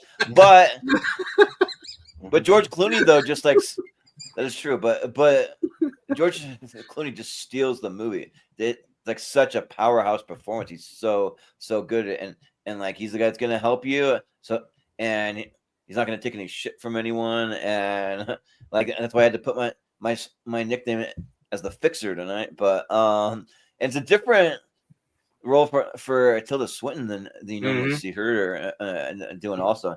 And thank goodness we didn't see a fully naked Tom Wilkinson. I mean, he was starting to get there, and they don't show it all, but because that would have been very disturbing. But yeah. So I mean, it's good. I don't know. I just wish that there was someone that could like be even close to the level that George Clooney was in the movie. Sidney Pollack is actually. I mean, he's good, yeah, but I mean, Raising Arizona is just like an all-time classic. Like this movie is so good. It's one of my favorite comedies of all time, and it's just like one of these days I want to do my top 54 just comedy movies because that's my favorite genre, and Raising Arizona would be on there, and yeah, it would be on mine too. Yeah, but yeah. There's so many just random things. I mean, like John Goodman's great. Frances McDormand, like this is maybe one of my favorite performances from her. Yeah, and then just that dude on the motorcycle is going around shooting the rabbits or like whatever he's doing. Yeah, so it's fun. So I'll go with Raising Arizona. All right, Michael Clayton. Okay, take this one. Going down to Planes, Trains, and Automobiles. Taking on Beauty and the Beast. Okay. So Chad. Okay. This is an interesting matchup. Yeah, I think Planes, Trains is a great comedy. I love the chemistry between those two guys. And I love, kind of like the sappy bit where, he's annoyed by him the whole movie, and then he invites him home because he's got nowhere to go, kind of a deal. It's kind of beautiful in that way. It's a great like Thanksgiving movie, holiday movie to watch. Beauty and the Beast, though, is like one of those all-timers. Was nominated for Best Picture. It's really up there as a really great one. It's not one of my favorite Disney movies of all time, but I do think it's up there. I'll give the slight edge to Beauty and the Beast. Yeah, Jonathan. Yeah, this is an all-time matchup for me. Yeah, Beauty and the Beast, I think, is an excellent Disney movie. One of the first movies to start the Disney Renaissance. The music is fantastic. It soars with such great lyrics from Ashman and Menken. And Planes, Trains, and Automobiles it's just an all-time comedy. It's my personal favorite comedy because it balances the sort of road trip action with the warmth and also the comedy as well. And I think it's just a wonderful movie. It's personally my favorite John Candy and Steve Martin performances that work well together. And it's one that I go back to every Thanksgiving. Yeah, I got to go with Steve and John here. Planes, Trains, and Automobiles will get my vote here. Yeah, JPO. No, or me. I'll go. Oh, yeah. I think sorry. I'm gonna go. Probably Beauty and the Beast. Just because, it might be like my favorite animated film of all time. Like maybe, I think it's the best. Yeah, of the '90s Renaissance. And just if I had to boil it down, I might just try. I just think it's another perfect film with perfect songs, character development within those songs, and it just clicks. So, I'll go Beauty and the Beast here. Yeah, this is a good matchup. Plane, Trains, and Automobiles is great, and like one of my favorite things to do is if you go into YouTube and you can check out all the deleted scenes, or probably if you have the Blu-ray or DVD, there probably a lot of them are there, but there's so many deleted scenes. Like there's just probably like at least like an hour's worth of just deleted scenes. They're and like some really good good dialogue from like John Candy that like you kind of wish was actually in the movie, but it just goes on a little long. So maybe just for time's sake, they just didn't include it all. But like I've always said that if John Candy would ever win an Oscar for anything, it might be Planes, Trains, and Automobiles. Maybe, I don't know, but so it's really good. It's a great Thanksgiving movie. But Beauty and the Beast, yeah, it's just one of the best Disney Renaissance movies. Yeah, it's really, really good. I mean, I concur with everything Austin said, and my sister actually kind of looks like Belle. Like it's a thing that she gets all the time. She was in the running to actually play Belle at Disney World because she worked there, but the competition is just like really tough if you want to be a character there. So, but I'll give it to Beauty and the Beast. GPO? Another great round. I don't mind Beauty probably going through. It sounds like I would have given it to Planes and Trains because that's a major twofer for me. Candy, Steve Martin. I've been checking out some of my Steve Martin blind spots. This dude fucking rolled in this decade in the early '90s. So yeah, I would go Planes and Trains personally. Okay, yeah, close one here, but Beauty and the Beast. Go down to The Departed and Little Women from 2019. Okay, so Jonathan. Yeah, well, this is a Little Women version that I gravitate towards because the nonlinear narrative really speaks to the novel's themes.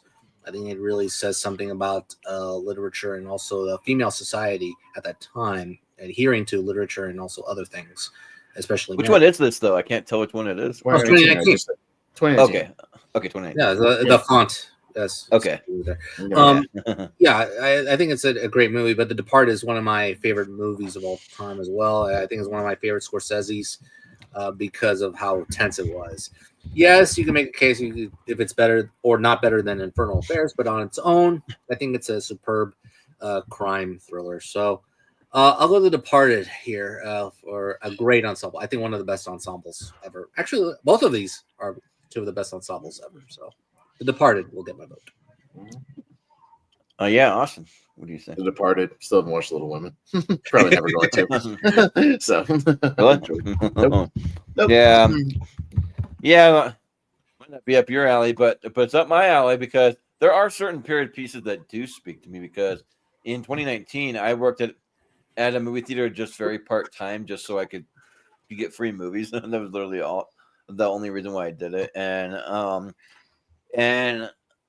I went into the Little Women and like didn't think that it'd be my type of movie. And ended up sitting there for like 20 minutes because it was a slow day, and I was just like this movie's great. Like I got to come back and see it, and so I did. Yeah, and like it's just so good. I mean, like from like Saoirse Ronan to Emma Watson, Florence Pugh. I mean, just really good performance all the way around. I mean, even stand-ups from like Bob Odenkirk and stuff. Like it's just kind of interesting. But and Laura Dern too.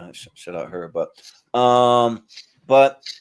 The Departed, I think it's good, and it is one that maybe over time I'm starting to notice some of the performances, like especially Leo DiCaprio. I don't know why he wasn't nominated, but Mark Wahlberg was. It's kind of weird. But he got nominated for Blood Diamond that year. Blood Diamond. Yeah, that's probably true. He got nominated for something else. Yeah. But I got to give it to Little Women. I think it's really good. So yeah.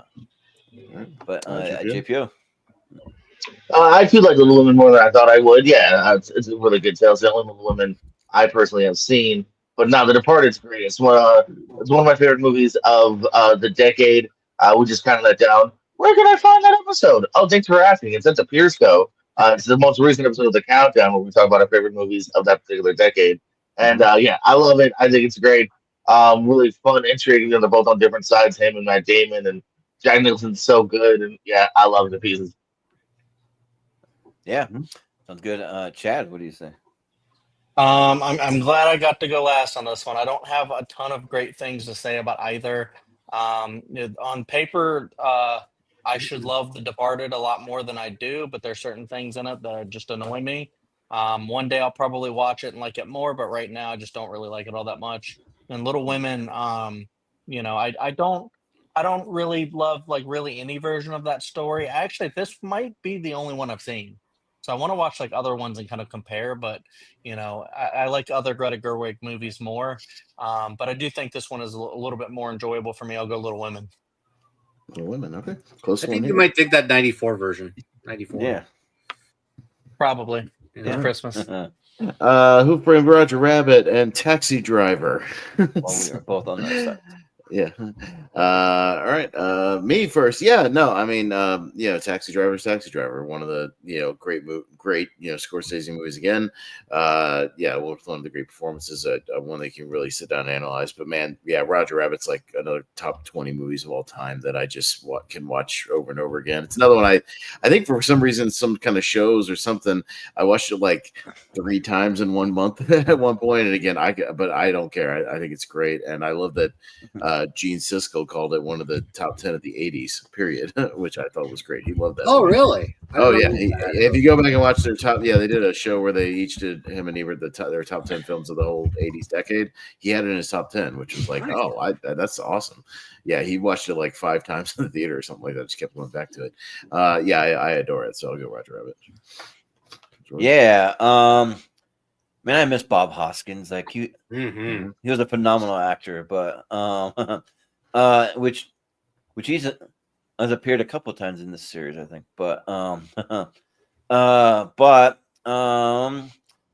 ever meet Charles Fleischer in person. He was an asshole to me when I met him.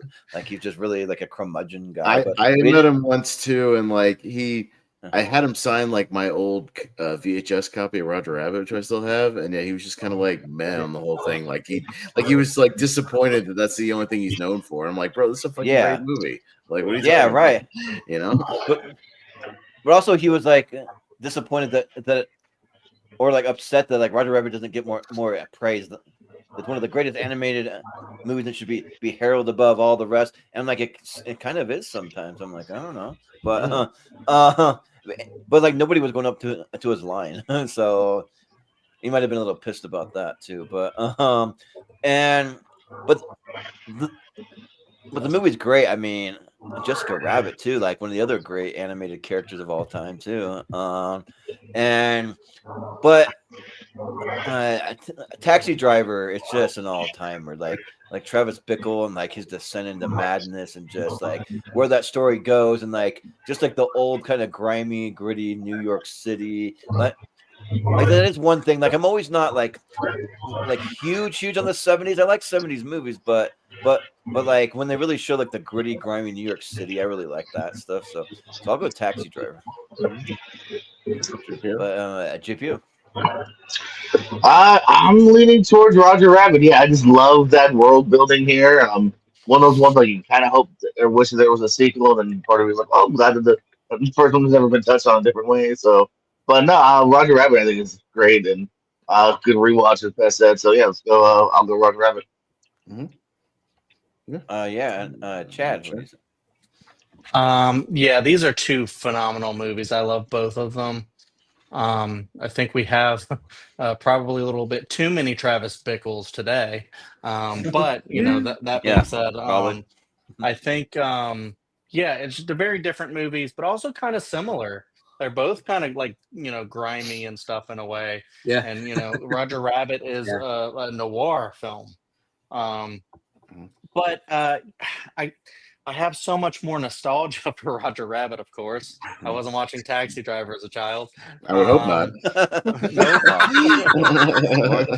But also, I will say, Roger Rabbit terrified me as a kid as well. Yeah, me too. Me too. Yeah. Villain and them putting toys into like vats that like destroy them and stuff. That's just like why would you do that to children? Anyways, that being said, I loved it as a kid. I love it now. I'll also go Roger Rabbit, which I feel like is insane. This is such a tough matchup. Yeah. Yeah. Oh man, you broke me. Y'all broke me now. I wanted Taxi Driver to win one of these things to be honest this week. But that's cool because Roger Rabbit. Yeah, I did grow up watching it as a kid. I wasn't really scarred though. I did question as a kid. I was like, why? What are they doing with that shoe? Why are they burning that shoe? Oh, Oh, it's just animated shoe. Okay, cool. It's gone. And why is that baby smoking? So it's very funny. Yeah, I think it's just a wonderful breath of fresh air in terms of hybrid animation. Zemeckis is a genius, making this movie come to life. This cartoons. Yeah. I mean, if you look carefully at some of the scenes, I mean, it's just magical. But Taxi Driver. Taxi Driver is just a classic for me. I think it's just a Scorsese classic, just pure, fantastic drama and thriller. So, Taxi Driver. Sorry, De Niro. Bye bye. Yeah. All right. Got Sicario and Jaws. So, yeah. Jordan. Yeah, I mean, you know me, I'm still just like okay on Jaws. So coming back to theaters next month, you should go watch it in the theater. Yeah, Jaws 50. That is true. And, yeah, and it's even showing in 3D, I think, and the 3D is actually really cool. The post conversion is so maybe if you want to check that out. Yeah, yeah, I can check that out. It'd be cool if I could get to a 4DX. They're even shown in 4DX, but the nearest 4DX is about 3.5 hours from me, but where my mom lives, so I could try to go there a couple of times a year. But Sicario rules though. Sicario is just so good. I mean, Benicio del Toro, like it's probably one of his best performances, and then Josh Brolin, Emily Blunt, like that's what the sequel was missing to me was Emily Blunt, or some type of character that had that kind of like presence there, but yeah. And then everyone talks about the Juarez scene when they just go in there and wreak havoc and they do the raid and all that, and it's just really good. Like it's a movie that like I had no idea like what it was going to be like when it came out or what it was, and but it played when I worked at a theater, so I just went in and saw it, and yeah, it was awesome. So I'll go Sicario. JP? Well, I'm definitely higher on Jaws than Jordan. I'm also not like the highest of some. So like Sicario really worked for me and like pulls no punches and so I gotta go Sicario here. Okay. Yeah. Chad. I mean, I get it. Denis is one of my favorite filmmakers as well. I love Sicario. I think it's just a super phenomenal thriller that I adore, like the performances and all the stuff in there. It's really scary and stuff, especially like that opening scene is just like crazy, and just you really feel like the tension and the everything in that. It is a really masterpiece of a film, but also Jaws is as well, but even more so. I think there's just a reason why. Like, I mean, it was like the first like blockbuster, and it's just one of those where it just has really stood the test of time as just one of the great films. I mean, it's like kind of like a perfect film. If you just let me, it's great adventure film, great horror film. Just it's really got all of that. You want to go on the journey with these people to find that shark, and I just love all the arcs in it and the surprises, and I love how they don't really show the shark that much until but then when it shows up, it really shows up, and you're just like, holy shit, when it finally does. The jump scares in the movie are incredible. The shots and it's just one of those great movies. So Jaws. Mm-hmm. Yeah. Jonathan. Boy, both of these scores for their respective movies are very eerie. Mm-hmm. Yeah, I just thought of that. Johan Johansson. Yeah. Yeah.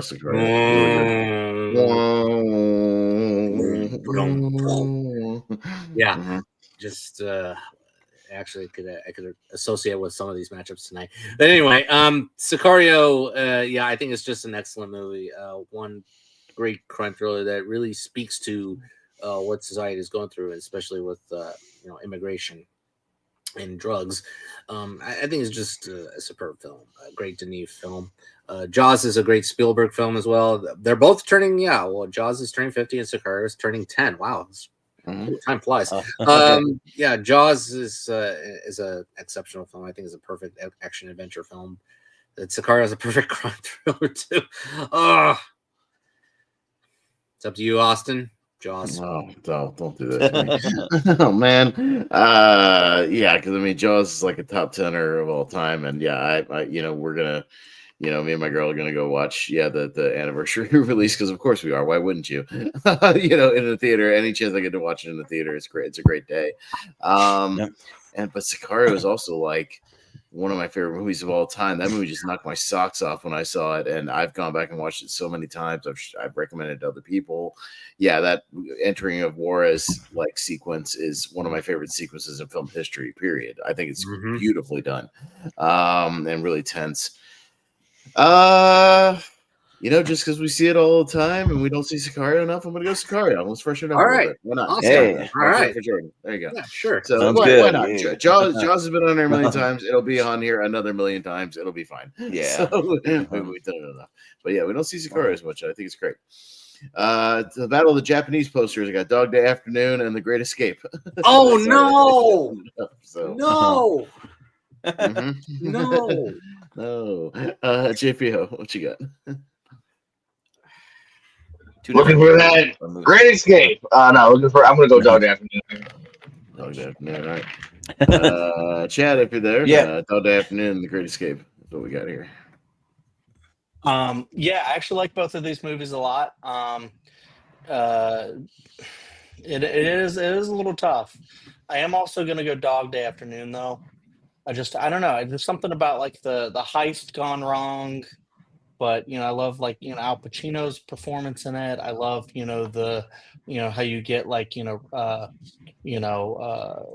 representation of LGBT representation in there, like from in the 70s, which is something that you wouldn't see a lot, which I think is really cool. But The Great Escape is also one of those great prison break movies, which is a genre that I really love. So it is really tough. I'll give the edge to Dog Day Afternoon, though. I do think it's really thrilling. Yeah. Jonathan. No.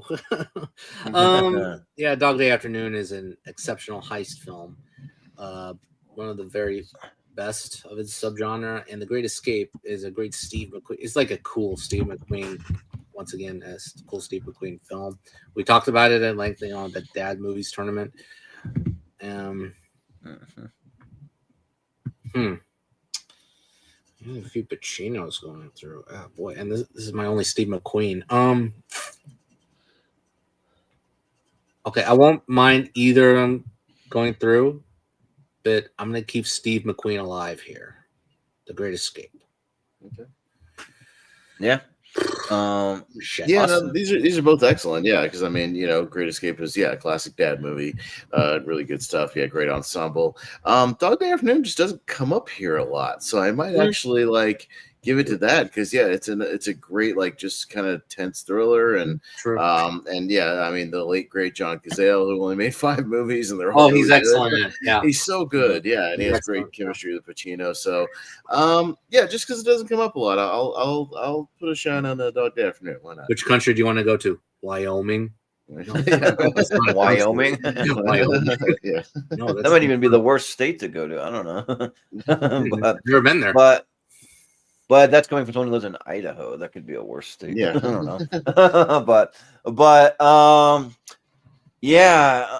So when I first saw Dog Day Afternoon, my response was, when is this bank robbery ever going to end? This thing's dragging on and on and on. But then I rewatched it and I kind of looked into the history of it, and that's actually accurate, and that's how it all went down. Yeah, it's a true story, and it's actually really, really good because they got there's some Stockholm syndrome things going on where the people held hostage were kind of just really starting to like their captors in some ways, and just the little things he runs out and asks for pizza or he just does different little things, and it's just kind of interesting. I kind of dig it, but also I dig The Great Escape, and I kind of want to show it some love because it's just really, really good that cast of characters just trying to break out. And I love Charles Bronson in it like he's always just trying to talk him out of it, like that'll never work. What are you doing, or like whatever. And yeah, just all the different ideas and things that they have going on, and they finally like dig this tunnel, and yeah. So yeah, I'll give a vote to The Great Escape. All right, a close one, but all right, on the afternoon. There you go. All right, we got Clueless and John Wick. Oh, nice. That's funny. It's very funny. Those bizarre matchups you only see here on Tournament Fights. That's right. Chad, very similar movies here. What are you going for?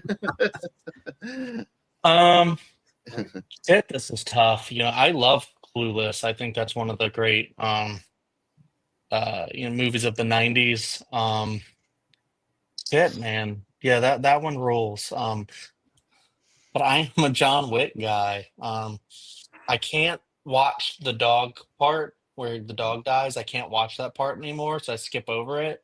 But that's the only part in the whole series that I skip over because I just think all of them are just so good. Of course, I have a ranking and stuff, but they're all so good. And this first one, it's just like, it could have been just another random action movie, and it's just like what it's built. Even like Ballerina recently, which is so good. So I really love this franchise. I think it's just one of the great action movies. It's not like too much story to it, but like it's so simple yet so awesome, and just how Keanu is able to do the gun fu so well, and actually like went out and trained and stuff, and to be able to do those scenes super realistic, and it's just I'm hooked every time I watch one of those scenes. I'm just in awe the whole time.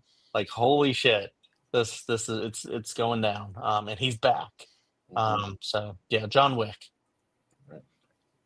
Yeah. But yeah, sorry, I had to look up my window for a second. There's some like teenagers having a crazy party out there, like screaming all over the place. I'm like, what is going on? Anyways, Jonathan. You know what you need to do? You gotta be John Wick to those teenagers. Yeah, right. Go Right? out there and shut that shit down. Yeah, right. No, No. that's fine. No. I don't care about that. No. No, but no. Speaking of teenagers, Clueless though. So I watched this movie a lot actually. I was introduced to this movie at an early age, and I think it's a very sharp, witty, funny comedy about teenagers growing up in the Los Angeles area, where they're just spoiled, and they can do anything to get away from gymnastics, with terrible excuses. Alicia Silverstone is excellent. She's magnificent in the title role as Cher. Dan Hedaya may be portraying one of my favorite dads in history. He's so funny as this tough litigator dad. And the one moment where Brittany Murphy is sitting in his chair, he just comes in and Silverstone goes, "Hey, Dad, this is my friend Ty. Get out of my chair." That's it. It's just hilarious. I mean, it's a very funny movie. I think it works, especially today, 30 years later. But John Wick, I have it a tad higher than Clueless, and John Wick is a rewatchable action movie. I always go to that scene where Michael Nyqvist's character talks to his son about who John Wick is every single time. We call him Baba Yaga. So it's great. And this is my favorite one because it's grounded and it's also balanced with the action as well. I love 4. I love them all except for Ballerina. I like Ballerina, but no, this first one is really, really good. So sorry, Alicia, I like you, but gotta go Keanu, John Wick. Yeah, Austin. Yeah, it's pretty easy for me. Clueless is good. Yeah, I do love Dan Hedaya because I love the character actor, and I think it's his like best performance. Anything happens to my daughter, I got a 45 and a shovel. I doubt anybody will miss you. He's so good. Yeah, and his interactions with her are great. But yeah, to me, it doesn't hold a candle to John Wick. Like I love this whole franchise, and keep doing spinoffs. I'll watch the Donnie Yen spinoff. I'll watch the Tracker spinoff. I'll watch any of them. Like bring them all on. I'm down. So. I'll watch them. Do them all, yeah. It's Yeah. happening. That one's happening for sure. They're doing Yeah, like that- a little prequel thing with him. Sweet. Yeah, before he Yeah. lost his, or how it'll probably end with him losing his sight or whatever. But yeah, like they're doing it. Yeah. Yeah, like this really isn't that close to me, but I mean, Clueless is fun. I mean, I don't really like go on TikTok that much, but there is a pretty fun TikTok where it's like all the excuses to get out of gym class, and it's just all the ones they use from Clueless, like this tennis ball machine, it's just a lawsuit waiting to happen. And then the other girl has a note from her dad, and like all those things. So it is fun. Like My one of plastic the, surgery surgeon doesn't want me doing any activities where balls fly at my nose. Yeah, right. Yeah, but yeah, it was one of the great like sort of like coming of age kind of teenage movies. But I mean, John Wick is an all timer. Like I adore this franchise. I love every single one of them, including the ballerina. I love all of them. I do have a ranking, and this one's probably ranked about third. But there's just so many things that are great about it. Like just a simple story too. Like these people that they kill his dog, they steal his car, that and right after his wife passes away, and don't do any deep dives into why some of this stuff happened, because I did it, and like there was like theories that like he let his wife die because the doctor gave him a choice in the hospital and stuff. Like it's like he put his wife down, like euthanasia thing. I'm like, no, I don't think that happened. No, she died. She was sick, but yeah, and just like some of the best action choreography and the music. Like I don't even love techno music all that much. I mean, some of it's is okay, but I love this techno music. Like it just gets you pumped up. Like even before this, like when I was just driving around doing my deliveries, I had some of the music from John Wick. I made the thumbnail, and that's kind of on a John Wick high. So I was like cranking up all that John Wick techno music from the franchise in my car and just like vibing out. It was fun. So yeah, but I'll give it to John Wick, and I'm also a huge kind of Reeves fan because he does a lot with just being kind of just like a kind of quiet, kind of like not that loud of a guy, kind of meek, but he does all these action movies and he's great in them. So yeah, so John Wick. Yeah, no, I like both of these. Yeah, Close is one I saw, from an early age. Another fun cast, Breckin Meyer, don't please on R.I.P. Brittany. But Yeah. she does end up dating her stepbrother, which has always been weird to me. Oh yeah. Thank you. Yeah, all right. It just, I don't know if it held up then, it held up less now. But yeah, no, John was great. I love horror fan. Chad watches movies where humans get strangled and mangled all day long. But that dog, man, don't touch that dog. Come on, that crossing the line. But you don't have the movie, so John Wick. Yeah. The dog has to die. That's how the movie starts. Singing in the Rain and The Fugitive. So Jonathan. Okay. Singing in the Rain.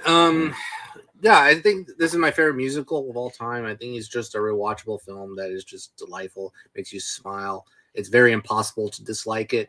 Yeah, it's just a great performance. And boy, the more you look into the history about that rain scene and what Gene Kelly went through, I mean, he had a high fever during the making of that movie. Whew. Wow, that's crazy. Able to pull all that off. Yeah. So great, but the whole movie is excellent. And The Fugitive is also excellent, a great action thriller. And I'll be honest, I was kind of sad that it did not get a fair shake in '93. I did go against I forgot what I went against, but Last Action Hero, that's right. Yeah, and I should have won. But The Fugitive is great. Singing in the Rain is great, it's excellent. But I do watch The Fugitive a tad more. And I do have it, I think, a few spots higher. It's not by much, but so I'm gonna go Harrison Ford once again and Tommy Lee Jones. So The Fugitive. Yeah. Awesome.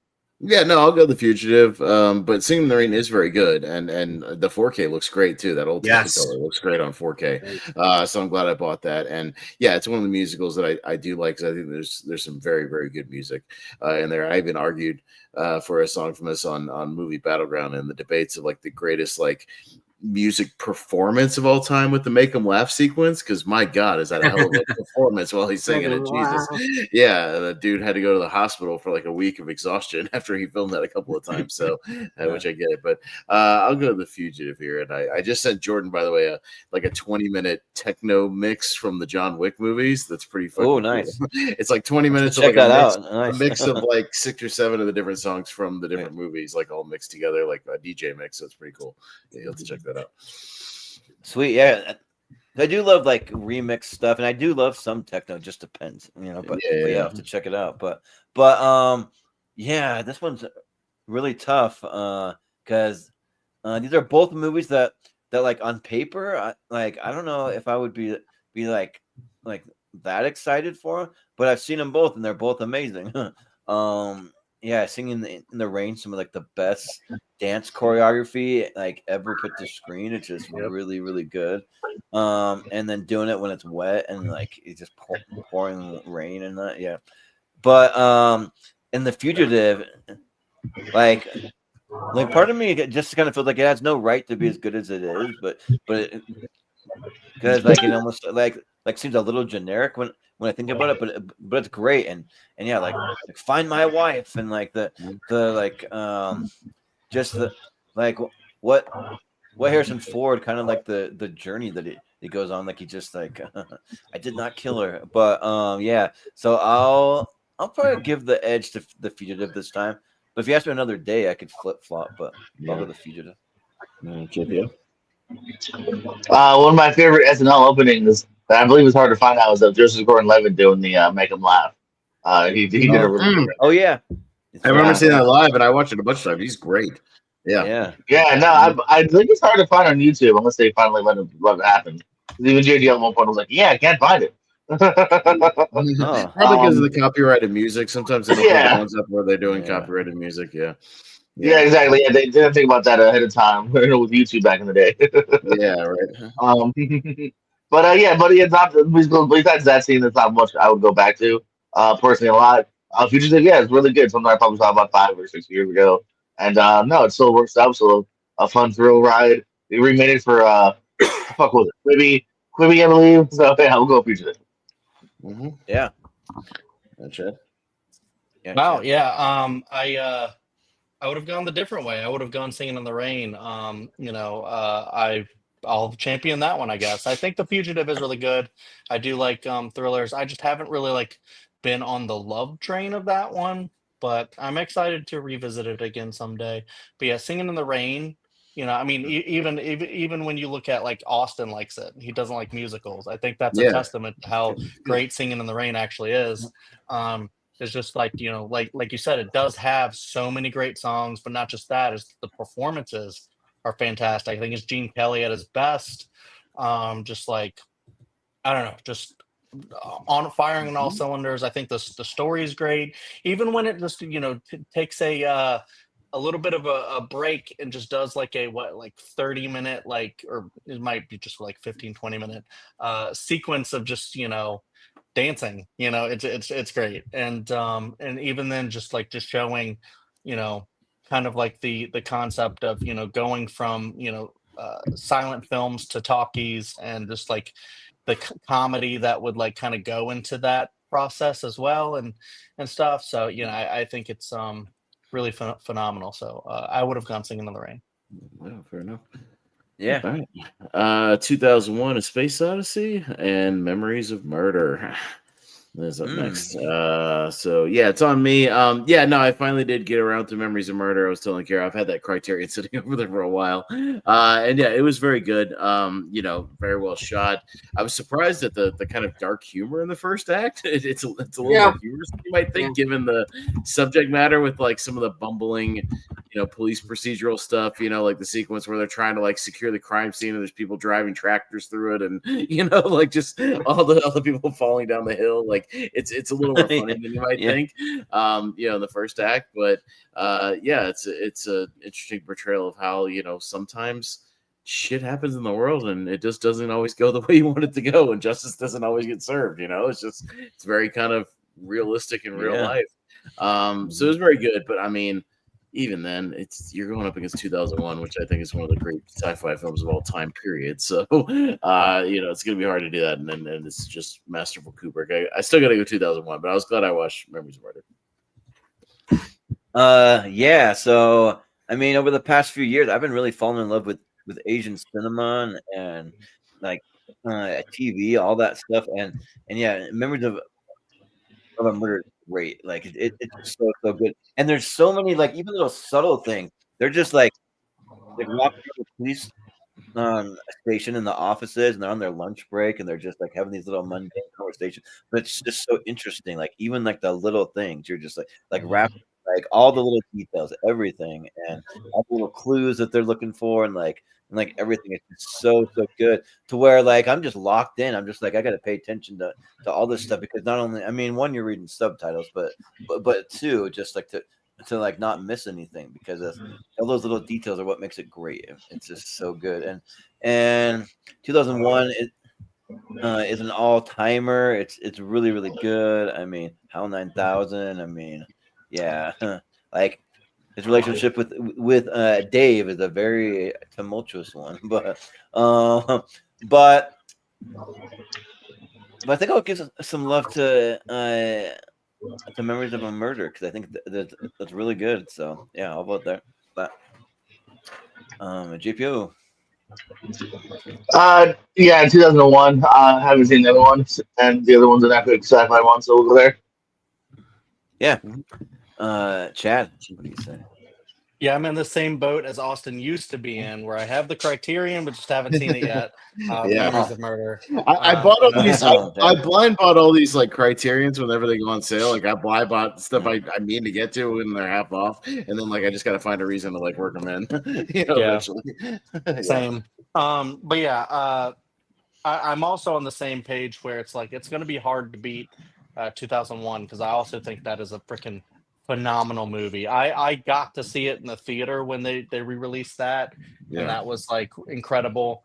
I love how like they have like that kind of like break right after they're having that little conversation, and then you can see that Hal sees them, and then you're just like, oh shit. And then now we're getting there. We're getting there where AI is becoming kind of scary now. So maybe we'll get that one day. But yeah, and it also goes through time, and the music's just brilliant, and it's like really like abstract towards the end, which is so cool. And that like weird color sequence is crazy. Yeah, it's a great movie. 2001. Me and Jordan are both bobbing that John Wick mix. I said, yeah, just in the background. I was just wondering, why are you all bobbing? Because I'm playing the John Wick like mix theme, like the 20-minute thing in the background, and you're just like down. Like it's good shit. So the Castlevania like stuff that's like a remix or something. Yeah, it's good. Yeah. Imagine that club in that space station in 2001. Yeah. Where Haywood Floyd visits, has a lunch or something like that. That'd be awesome. But Memories of Murder, this is a new addition to my list because I think it's just a great procedural and a compelling one. It basically shows you what you do not see in many cop dramas, where it's the frustration over a case, as the stress over a case as it keeps on going, and it all it goes up to that moment where, that scene basically on the cover, and then the ending is quite powerful as to what might have happened to this person that committed the crime, because it's ambiguous. I'll just leave it at that. So Memories of Murder is an excellent movie. I think it's a great Bong movie. But sorry, Bong, I can't vote for that. I got to go 2001, A Space Odyssey. It's an excellent Kubrick film. And I think it's just a superb movie. So 2001 gets my vote. Yeah. All right. Sounds good. 2001. All right. And we'll go on to Goodfellas and The Shawshank Redemption. Oh, boy. But it looks like we have ourselves a genuine conundrum. A quandary, if you will. A real-life dilemma. Boy, you're not kidding about this. Jeez. Yeah, I told you. Jeez. Might not be as much of a conundrum for Jordan, but maybe for everybody else. Nah. But Jordan, go ahead. Yeah. Yeah. For me, with Shawshank, yeah, I'm just like so on it. But Goodfellas is my favorite gangster movie of all time. I like it even better than The Godfather, and I think it's just so good. I mean, sometimes it will rival Casino, but I think this like the overall story is even like just a little more compelling. But yeah, so I got to give it to a Goodfellas because it's funny, like haha, it's funny, haha. So, funny yeah. how? Like I'm a clown? Like I do Jordan? My clown you? Something to laugh at? Yeah.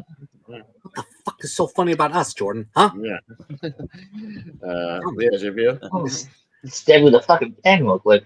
Oh man, I mean, yeah. Again, whatever wins, cool. No fights. I'm gonna at least live it for now and go Shawshank.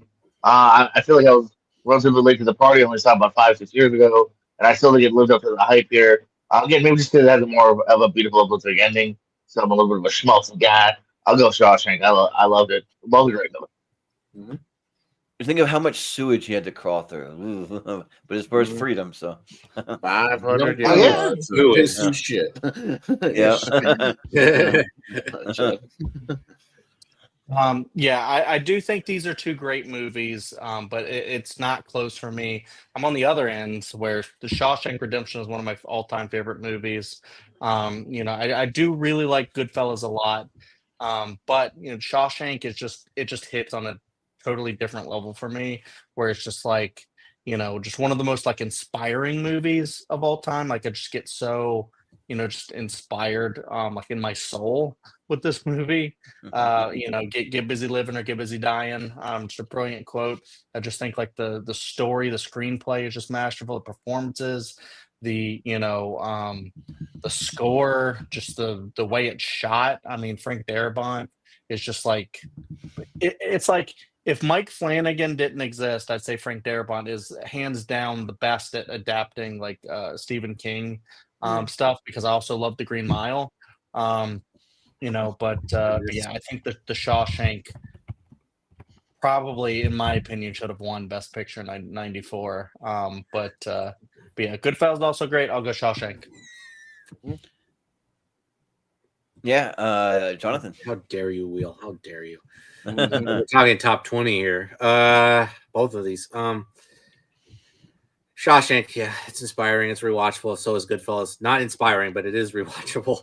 But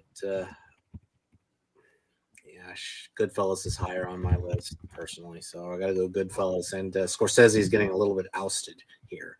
The Scorsese guy. So Goodfellas gets my vote. Yeah. This is very close, but I'll let the clip speak for what I'm voting for. Now go home and get your fucking shine box. Mother. You mother.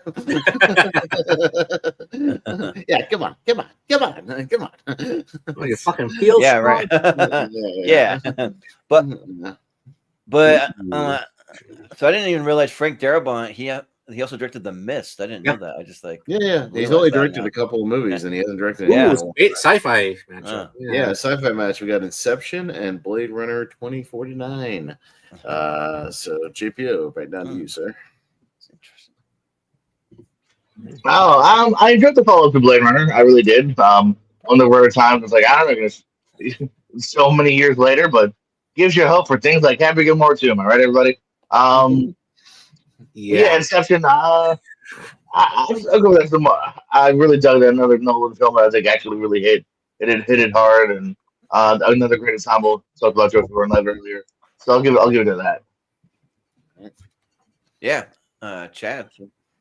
This is another tough one because I actually love both of these movies. Inception is, I think, still my favorite Nolan film. I think Oppenheimer is kind of close, but oh shit, computer's gonna die. Is kind of close, but Inception is just one of those movies. It's like 3 hours long, and yet I could watch it and then be like, well, I'm gonna watch that again. But Blade Runner 2049 did something special to me. is that it's just one of those sci-fi films that just like floored me, and I am fine on the original Blade Runner. I like it. I don't love it. And this one, like, I think upped it in like every way. And it's one of those where it felt like respectful, like, sequel, yet it feels like a movie that where you don't even need to watch the original at all. And it's kind of the same to me as like Top Gun Maverick. Like, I don't even like the original Top Gun that much, and I love Top Gun Maverick. So then it's like kind of the same thing here, where I'm like, I don't even need to ever really watch the original Blade Runner. I think Blade Runner 2049 is a masterpiece just all on its own. And I know Denis now is getting so much love for the Dunes, and I love that because I think those are really great movies as well. But like Blade Runner 2049 really should have got a Best Picture nomination. It just really should have. I mean, Inception did, so that's great for it. But Blade Runner 2049 is just one of my all-time favorite movies. I'll go that. Mm-hmm. Yeah, Jonathan. Okay, yeah, this is one of the toughest matchups tonight. Because they both represent two wonderful theatrical experiences for me. I mean, Inception was sort of like The Matrix for me. I was too young to watch The Matrix in the theater.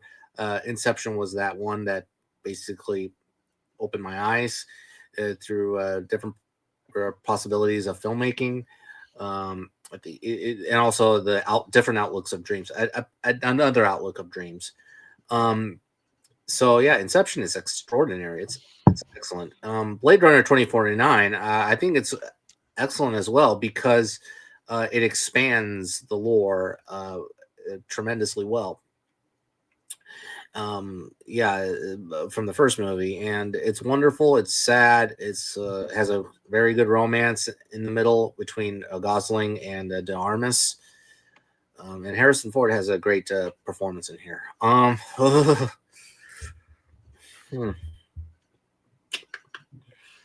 This is hard. I'll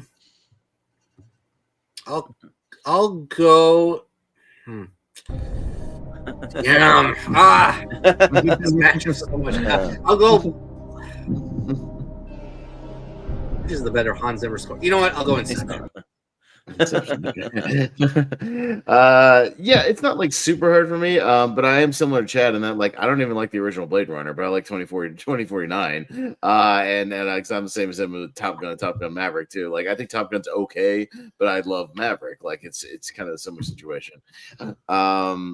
But speaking of Villeneuve, by the way, Sicario should have been in the 10 best of that year for the Oscars. Yes. I personally, I was looking at the list. I dumped Bridge of Spies for Sicario personally.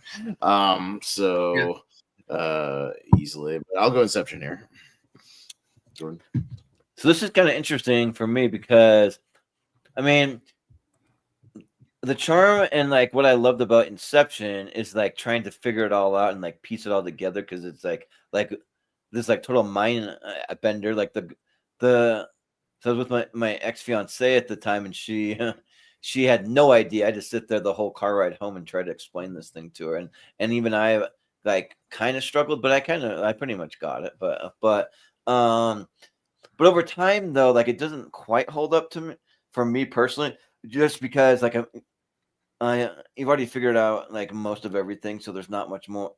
There's not really anything else to reveal, so I'm kind of just like, I mean, it's still great, but like just like slightly, it kind of like goes down a little bit for me. But that's like going from like a 10 to a 9. That's like not that far down. But and then Blade Runner 2049 has the opposite effect. That when I first saw it, I wasn't sure if I really liked it because I saw the original and I kept comparing it too much to that, and it just kind of soured it a little bit. But then the more I go back, I'm just like, yeah, this movie is a freaking masterpiece. This movie is so good, and yeah, like the cast, yep, and just like everything about it. And yeah, I'm a huge Ryan Gosling fan, and like even some of the fights, like even like Batista in there near the beginning, and of course Harrison Ford, but yeah, so the one that's growing on me more is Blade Runner 2049. So I'll vote for that.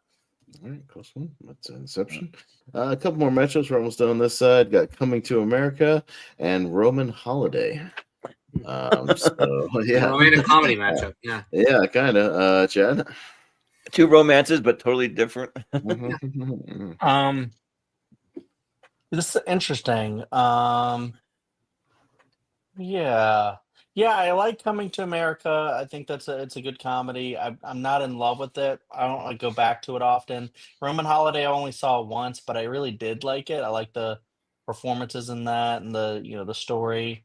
My late mother-in-law used to love that movie apparently. So yeah, I'll go Roman Holiday because of that. It's like a classic movie that I like. Coming to America is good too. Now, are we talking about the original or the remake for Roman Holiday? huh? There's no remake.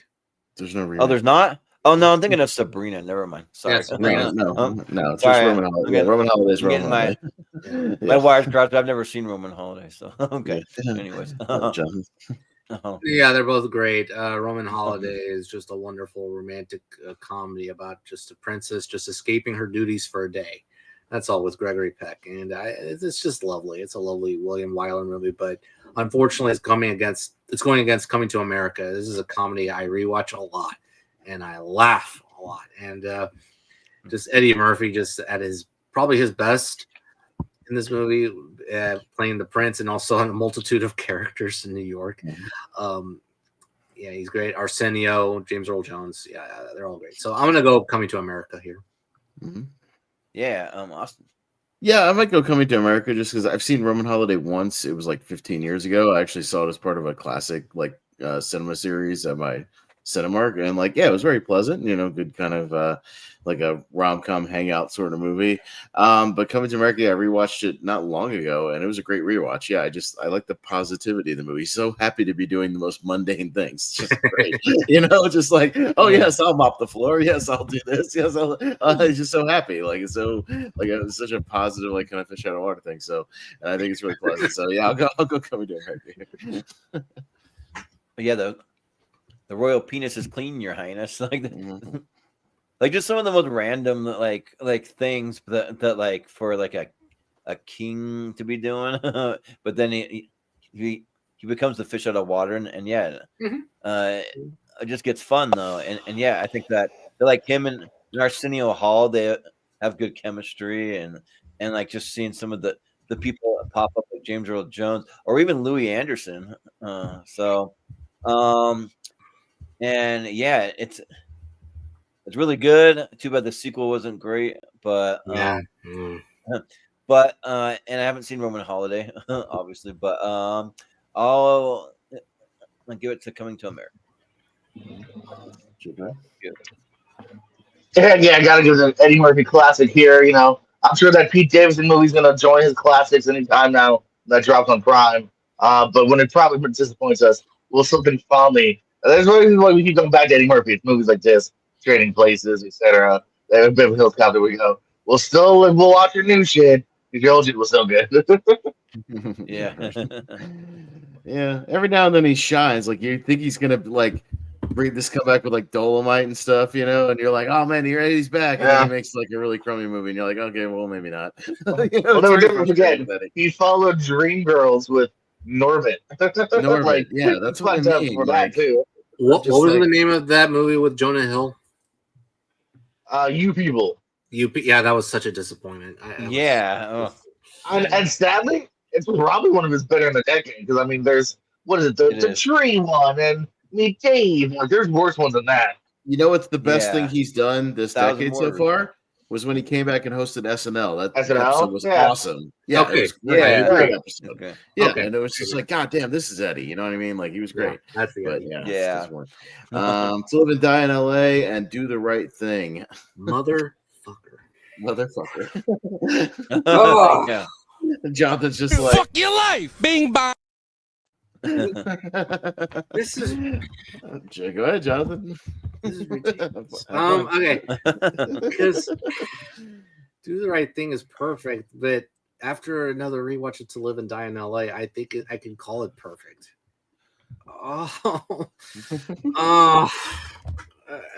Dude. You know what? my goal for this series was to get to live and die in LA as far into the championship or as far as possible. Because actually, you know what? I think I might have it a tad higher than Do the Right Thing now because it was that good. Friedkin, To Live and Die in LA. Sorry, Spike. Mm-hmm. Yeah. I'm Austin. Yeah, I'm much more of a Friedkin fan than like a Spike Lee fan, but I did see Do the Right Thing for the first time actually this year. I know it was very late to the party, and yeah, it is very good, and I will go back and watch it again. Very rewatchable.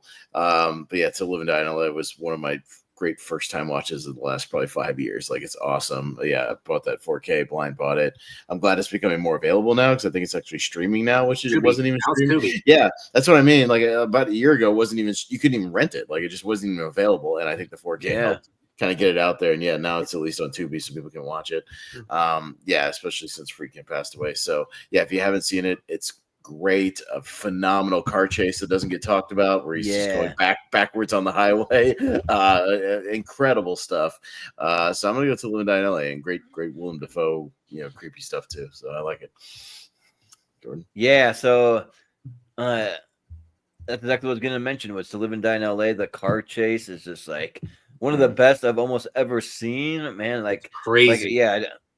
It just goes on, and like the amount of cars they destroy and like all that stuff. Yeah, it's just crazy. But and Do the Right Thing, I was gonna give it a rewatch because I definitely know I got the wrong like impression when I saw it, and so I do want to see it and I try to appreciate it more. I just haven't had time to go back to it yet. But To Live and Die in LA was a great first time watch. Yeah.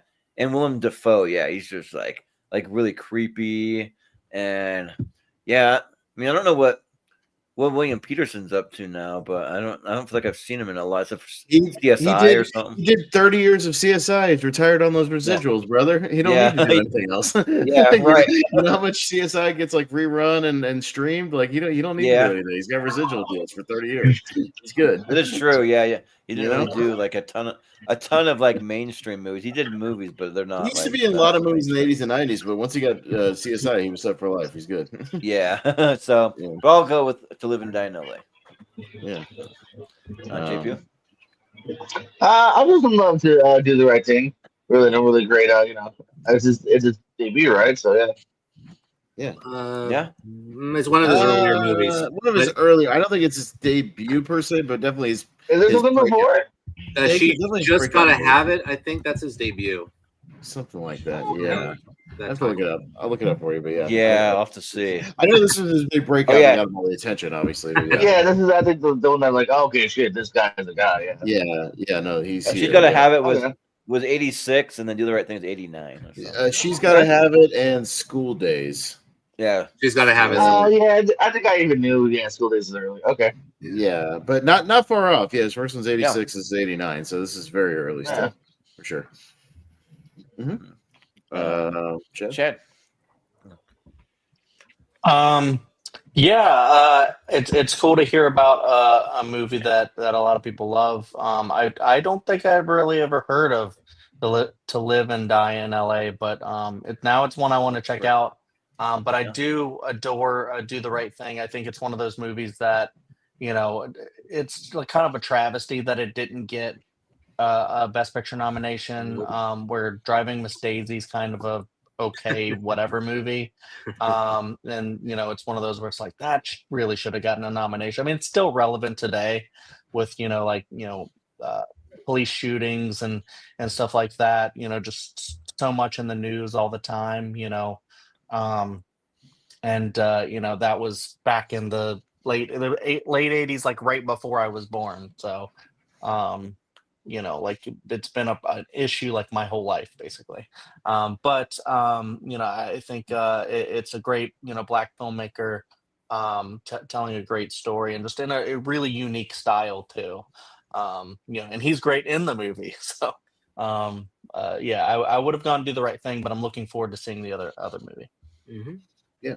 Yeah. By the way, William Peterson is worth $50 million, and that's all from CSI. Oh, yeah, geez. earnings. Nice. Wow. In some of the later seasons, when it was like the number one show, he was making $600,000 an episode, and he Jeez. also became a Sounds producer. He's a general like producer for CSI, so he makes residual money. He's doing just fine. Wow. So that's why he doesn't need to work. He doesn't need to work. He's good. No. He got that CSI money. So all right. Good. Apocalypse Now and The Thing. Oh no. What? Whee! What a predicament. Wow. Yep. It's your turn, right? Yeah, it's my turn. Yeah, fuck me. Jesus. One of the great horror movies of all time versus maybe the greatest horror movie ever made. Oh, son of a bitch. I'll go The Thing, but my vote, I'm going to vote quickly before I change my mind. Jordan? Yeah.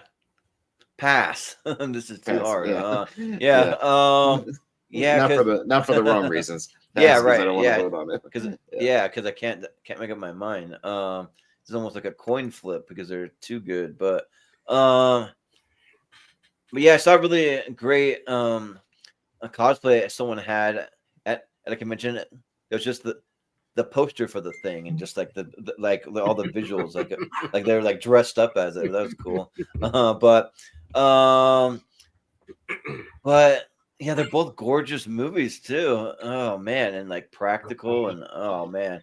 But I think I'll go with Apocalypse Now just because I think it gets just a little deeper and like it goes beyond the war and it goes into like the psyche of like all these soldiers and the Colonel Kurtz and all that stuff, and it just goes to a place where I've just never seen like a movie go in that type of way. So I'll go with Apocalypse Now. Yeah, these posters, red versus blue. I gotta lean towards the blue here. Again, no knock on Apocalypse Now. I think it was maybe Brenda's last great one. And then The Thing, though, man. It's one of my personal favorite horror, sci-fi, practical effects masterpieces. Kurt Russell, David Keith, or Keith David. I fucked up. I'm not even David Keith. David, one of those two. One of the ASAP classics, and no, so I gotta go with The Thing here. It's always one I've loved. It basically is like a fire and ice matchup because fire, the napalm plays a big role in Apocalypse Now, and that's true. Yeah, and The Thing has a lot of ice, so kind of it's very elemental. Sure. Yeah. Yeah. So, Chad. Yeah, that's an interesting matchup. I like Apocalypse Now. Like, I think I respect it more than I actually like it. I mean, there's stuff that I like. I like the Doors music in it. I think it's like a perfect usage of music. I actually think I like the story of the making of Apocalypse Now more than I actually more than I like the actual movie. But I do think it is a very well made movie. It's just that there's a real animal like murder in the movie that really I find very morally problematic. So it makes me not want to watch that movie really many more times. Although, I think like a lot of other stuff in the movie is really great. The cinematography, I like the shot of him coming up, that shot I'm talking about. And then but The Thing, it's just one of those all-time great horror movies, even though it's always gonna be second to Halloween for me, and John Carpenter, it's still like one of those, movies that just like it's undeniable. It's it's just so scary, and just visceral and just everything it does with paranoia and stuff. So The Thing is just one of those great all-time horror movies. So I'll go with But The Thing also has a pretty crazy, brutal animal like death too. So it's like, it's not real though. Yeah. True. Yeah. But Jonathan. Okay, I thought it was gonna be the tiebreaker. Thank God. Yeah, Apocalypse Now is a classic in my opinion. I think it's my favorite one. Tiebreaker. Well, Apocalypse Now is my favorite movie, and great, handsomely made by Coppola. And The Thing is a superb Carpenter. Yeah, I would have gone Apocalypse Now because it was higher on my list, but we have a couple of them going to the championship. So yeah. All right. All right, and I think this is the last one for the speed round, so we're almost there. Broadcast news and Toy Story 3. So, Jordan? I actually haven't seen broadcast news. That's a blind spot for me. So and Toy Story 3 makes me cry, even like on multiple watches. So I'll go Toy Story 3. Okay. JP? Yeah, really great animated choices tonight. Toy Story 3, another one that's really up there, man. What a finale. This was the finale of the Toy Story story here. And damn, does it work. It's also really funny, too, with a great villain. Like, there's more than just that, I think, too, that really brings this to the next level. So Toy Story 3. Mm-hmm.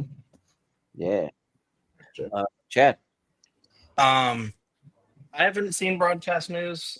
Maybe one day. But Toy Story 3 is incredible. It's one of those where my son will sometimes go on his Toy Story binges, and he was watching Toy Story 3, and then Carrie and I, we were like sitting there like not really watching it, but like it was coming to the end, and we were just like, don't do it, and then we weren't even watching the rest of the movie, and we're just watching the end, and we're still right about to cry. And it's just like, it's one of those, it's gonna get you because of all the nostalgia, but all the character building and everything, of relationships, and just, it's really kind of a perfect trilogy. I even love that fourth one, but like the third one is such a great capper. It's like the Return of the King of Toy Story movies, and it really does get pretty epic. Perfect intro or open beginning, perfect end. Just the great heist. It's also like not a heist, but a prison break movie in there, which is really really cool. And it's hilarious. You got Spanish Buzz, Barbie and Ken. Great. Trying on clothes sequence. Yeah, it's just a really incredible movie. So I'll go. Michael Keaton's great during the when he's being held hostage and she's throwing away all of his shit. She's like, not the ascot. Oh God. Oh no. Jesus, please don't. Oh jeez. Yeah. So damn funny in that movie. Jonathan? It's very poetic that both of these parts end with one of the movies being a television journalism film. I mean, part one network, and then this one broadcast news. Broadcast news. I think this is a great comedy about basically the about television. Basically, it's about the preparation and gathering of news for television. You see all these reporters, editors, and producers in a hurried mode to get this content for the appropriate time slot there, and also one great sequence as well. It shows you the fast-paced world in a fast-paced profession, as news does not stop at all. So, and it's great. William Hurt, Holly Hunter, and Albert Brooks, they all gave great performances in this James L. Brooks film. I think it's exceptional. But Toy Story 3, I mean, it can't be Toy Story 3. Toy Story 3 is my favorite Pixar movie, and it's just one that makes me feel a lot of feelings when I see the movie, especially that last scene. Oh boy, yeah, the last scene really got me to cry there. So, Toy Story 3 gets my vote. Yeah, I'm awesome. Yeah, broadcast news was the next one I would have gotten to if I'd had time. I just had to take a nap before this because I got to work very early tomorrow. So I apologize. I did watch the Siskel and Ebert review for it, so I got like an idea of it. But eventually, I'm going to do an Albert Brooks deep dive because I have the broadcast news and Lost in America criterions over here already. So I'll do a little deep dive at some point. I think we have one coming up in the latter series, 91. Yeah, Lost in America is fun. Yeah, I got to do more Brooks myself. Yeah, no, I'll probably watch that one. Yeah, for the 91. And Defending Your Life. Yeah, Defending. I need to see it too. It's a blind spot. That's a great movie. Almost made it here. Yeah. So I gotta go Toy Story 3 though. It gets me every time. So all right. But just real quick, I was gonna show you that thing cosplay that I saw. All you really need is like a really bright light and a snowsuit, and just that's put the cool. thing there, and there you go. So really cool. So yeah. So like it's not really that hard of a costume to pull off. So yeah. yeah. All right, all right. So let's hit the speed round, and we'll see what wins part 2 here. So let's do it. I feel the need for speed. All right, so we'll make it quick. You guys know how it works. Just give me those quick votes, and then the winners of these matchups here will move on to Friday. So let me jot these down as we go along. Got to pull up my little note app here. All right, and all right. So JPO, Mad Max Fury Road, Wolf of Wall Street. Wolf of Wall Street. Wolf of Wall Street, Chad. Fury Road. And thanks for hanging out with us, Chad. I appreciate it. So we appreciate you. We'll make this quick as quick as we can. This, Jonathan. Yeah. By the way, probably the toughest round one ever that I've been on so far. I'm gonna go Mad Max Fury Road. Go Wolf of Wall Street. It's up to you, Jordan. Yeah, I gotta go Fury Road. Fury Road. Okay. All right. Mad. All right. Gotta vote against a guy named Jordan. All right. Fury Road. Okay. All right. And next one, again, pardon me as I just jot this down really quick. Paths of Glory and 12 Angry Men, a 50s matchup. So, all right. Chad. 12 Angry Men. Jonathan. I want to champion Paths of Glory. Let's get it through. Paths of Glory. I also want to champion Paths of Glory. Paths of Glory. Jordan. Sure. Why not? Let's go with Paths of Glory. Yeah. Glory. JPO.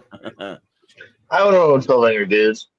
No, totally. I understand. Yeah. All right. Paths of Glory going on to Friday. So if anybody hasn't seen it that's on that show, check it out. All right. Of Glory. All right. And next is Saving Private Ryan and The Godfather. Jonathan. Godfather. Yeah, we've Godfather. Jordan. I'll go Saving Private Ryan. JPO. Godfather. Okay. And Chad. Godfather. Okay. Godfather. All right. We got Lion King and Raiders of the Lost Ark. It's close. I'll go Raiders. Jordan. Ooh, yeah, shoot. I think I gotta go Raiders. Yeah, it's my favorite of the trilogy. JPO. Lion King. Lion King. Chad. Lion King. Oh, down to Jonathan. Indy. Raiders of the Lost Ark. Raiders of the Lost Ark. Okay. All right. Raiders. All right. Raiders of Lost Ark. All right. Okay. The Fly and Drive. Jordan. Oh man. Yeah. The heavy hitters just keep coming. Yeah. But and those are both awesome posters. Yeah. I would hang both those behind me. The Fly, yeah. Okay. JPO. Drive. Chad. Drive. Jonathan. I'm surprised we don't see this movie that often. I'm gonna go Drive. I would have The Fly, but I'm not mad about Drive through and through. Drive's awesome. Yeah, it is awesome.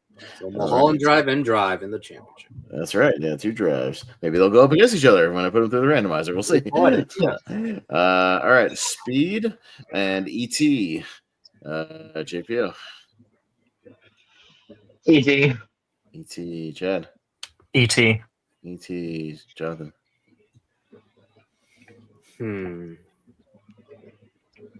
E.T. I'll go Speed. Jordan. I'll go E.T. Okay, E.T. Yeah. All right. It's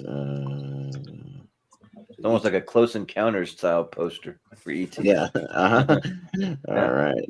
Yep. And okay, E.T. going through. And we've got The Good, the Bad, and the Ugly, and It's a Wonderful Life. Another kind of classic matchup. Chad. It's a Wonderful Life. It's a Wonderful Life. Jonathan. The Western already won my top 64. I want to give It's a Wonderful Life a chance. It's a Wonderful Life.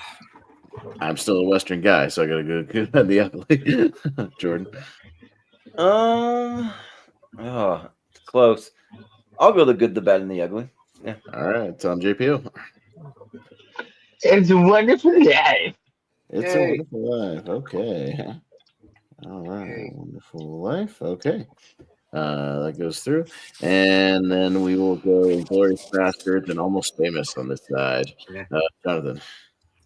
I gotta go with Tarantino. Glorious Bastards. Yeah, this time I'll go Tarantino and Glorious Bastards. Jordan. Yeah. You bastards. Let's go with Glorious Bastards. Glorious Bastards. JPO. Bastards. The Bastards and Chad. I'm overruled, but I honestly would have went Almost Famous. No, fair enough. All right, Glorious Bastards goes through. All right, jumping to the other side. We'll see what will join it over there. All right, and we'll go The Apartment and Michael Clayton. Me, I'll go The Apartment just because I've seen it more. Jordan? Yeah, same exact reason. Apartment. I've seen it more. Okay. JPO? I've seen Michael Clayton more. Michael Clayton. Michael Clayton. No, fair. Chad? The Apartment. Apartment. And Jonathan? Oh, you know what? I love that The Apartment's going through the championship, so I'll go The Apartment. All right, there you go. Yeah. All right. Okay. And put that through. All right. We've got Beauty and the Beast and The Departed. Jordan. Beauty and the Beast. JPO. The Departed. The Departed. Chad. Beauty and the Beast. Beauty and the Beast. And Jonathan. The Departed. And I'll go Beauty and the Beast. Okay. So, all right. Okay. Disney Renaissance. And yes. Yeah. All right. Beauty and the Beast. All right. We got Roger Rabbit and Sicario. Oh, fuck me. This sucks. Damn it. Funny. Oh, shit. I know. Yeah, so similar. All right. JPO. Wow. Yeah. Damn. Sicario? Sicario. Okay. Jed. Sicario? Question mark? I'm wrong. Yeah, right. I'll actually go Sicario as well. Sicario. Jonathan. You know what? Denis V earns it. Sicario. God damn it. I'm not mad about Sicario going through at all because it's awesome. I still would have gone Roger Rabbit just because it's ranked a little higher for me, but I don't mind Sicario. Jordan? Well, at least Roger Rabbit has a question mark at the end. Who framed Roger Rabbit? I'll vote for that. All right, close one. But yeah, I'm not mad about Sicario going through. Sicario rocks. That movie kicks so much ass. All right. Okay. We got Dog Day Afternoon and John Wick. Chad? John Wick. John Wick. Jonathan? Look, I know it's the theme, but I have Dog Day Afternoon a little higher. Dog Day Afternoon. Whoa, hello. Mike. I'll go John Wick. Remember, he calls him Jonathan throughout the way, even Ian McShane does. Jonathan. Jonathan. Anyways, Jordan. Yeah, for our audio only listeners, Jonathan is in fact okay. He just dropped his mic. Yeah. No, I wasn't killed by John Wick. Yeah, right. We don't have any audio listeners, but hopefully someday. I tried to upload that stuff once, and it was complicated. So, I'll get back to it. But I'll go John Wick. Okay, and JPO. John Wick. John Wick. All right, Wick makes it to the championship. All right, The Fugitive and 2001. Jonathan. I'll give a Fugitive chance. Fugitive. I'll go 2001. Jordan. Yeah, I'll go with 2001. JPO. Fugitive. Fugitive. Up to Chad. 2001. 2001. Okay. All right. There we go. Love for Kubrick tonight. Yes. Yeah. Honestly. Okay. All right. Goodfellas and Inception. Oh. Scorsese and Nolan, two of the best of all time. All right. We are going to me. Goodfellas, but I don't want either one. Jordan. Goodfellas. Goodfellas. JPO. Goodfellas. Goodfellas. Chad. Inception. Okay. Jonathan. Goodfellas. Goodfellas. All right. Fellas moves on. Okay, Coming to America and To Live and Die in LA. Jordan. You know what? I'll give it to Live and Die in LA. JPO. Coming to America. Chad. Coming to America. Jonathan. Sorry, Austin. To Live and Die in LA. Not that difficult for me. I'm gonna go To Live and Die in LA. Okay.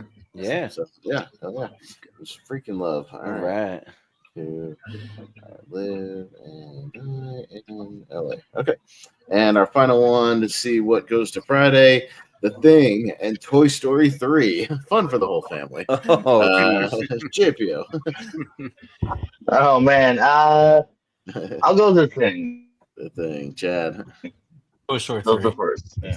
3. Jonathan. Toy Story 3. I'll go The Thing. I'll leave it to Jordan. Oh man. I'll go Toy Story 3. Wow. Okay. All right. Then gets knocked out. Yeah. Toy Story 3. Okay. Crazy. All right. Story 3. All right. So we have our finals are set. So we got the 32. All right. Let's just see what wins part 2 now. Let's scroll on over and we'll just breeze our way to the finals here. All right. We'll start off with Mad Max and Paths of Glory. Chad. Fury Road. Fury Road. Jonathan. All right. So they're all in the championship. Paths of Glory. Paths of Glory. Yeah, why not? I'll still champion Paths of Glory a little bit. Jordan? Yeah, I gotta go Fury Road. It's in my top 20 of all time. All right, it's on JPO. Fury Road. Fury Road, okay. All right, we've got The Godfather and Raiders of the Lost Ark. So, all right, Coppola and Spielberg, two good buddies as well. All right. Yep.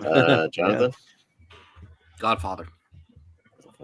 Yeah, I gotta go Godfather's higher. Jordan? I gotta go with Raiders. Okay. All right, JPO? Godfather. Godfather. Chad? Leave the gun, take the cannoli, The Godfather. Godfather. All right, there you go. All right, Drive and E.T. Leave the bag of sand, take the idol. Drive and E.T. Drive and E.T. What a bizarre match, right? That's right. Yeah, I'll put it up again for that one. Yeah, this is only alternate place. I'll go Drive, actually. Jordan? This would be a good opportunity for a crossover and have E.T. sitting shotgun with Ryan Gosling in the car. Yeah. But I gotta go E.T. E.T. JPO? Oh darn. Yeah, I'm gonna slide with ET for now. E.T. All right, Chad. E.T. E.T. and Jonathan. I would have gone Drive. Okay, close one. E.T. in there. It's a Wonderful Life and Inglorious Bastards. Jordan. Oh man. Yeah. What a bastard that Mr. Potter was. What a bastard. Yes, he is a bastard. Yeah. You know what? I'll give it to It's a Wonderful Life, actually. Okay, JPO. Oh, what is it? It's a Wonderful Life and Inglorious Bastards. That's what I like. It's a Wonderful Life. It's a Wonderful Life, Chad. It's a Wonderful Life. Okay, Jonathan. Yeah, Christmas in July. It's a Wonderful Life. Yeah, and I'll go. It's a Wonderful Life. Sure. All right, get a feel good movie in there. There you go. Yeah. All right. We got The Apartment on the other side and Beauty and the Beast. JPO. It's a tough one. Beauty and the Beast. Beast, Chad. The Apartment. Apartment, Jonathan. Yeah, The Apartment. Beauty and the Beast. It's on Jordan. Yeah, it's a tale as old as time. Let's go Beauty and the Beast. Beauty and the Beast. Okay. All right. Sicario and John Wick.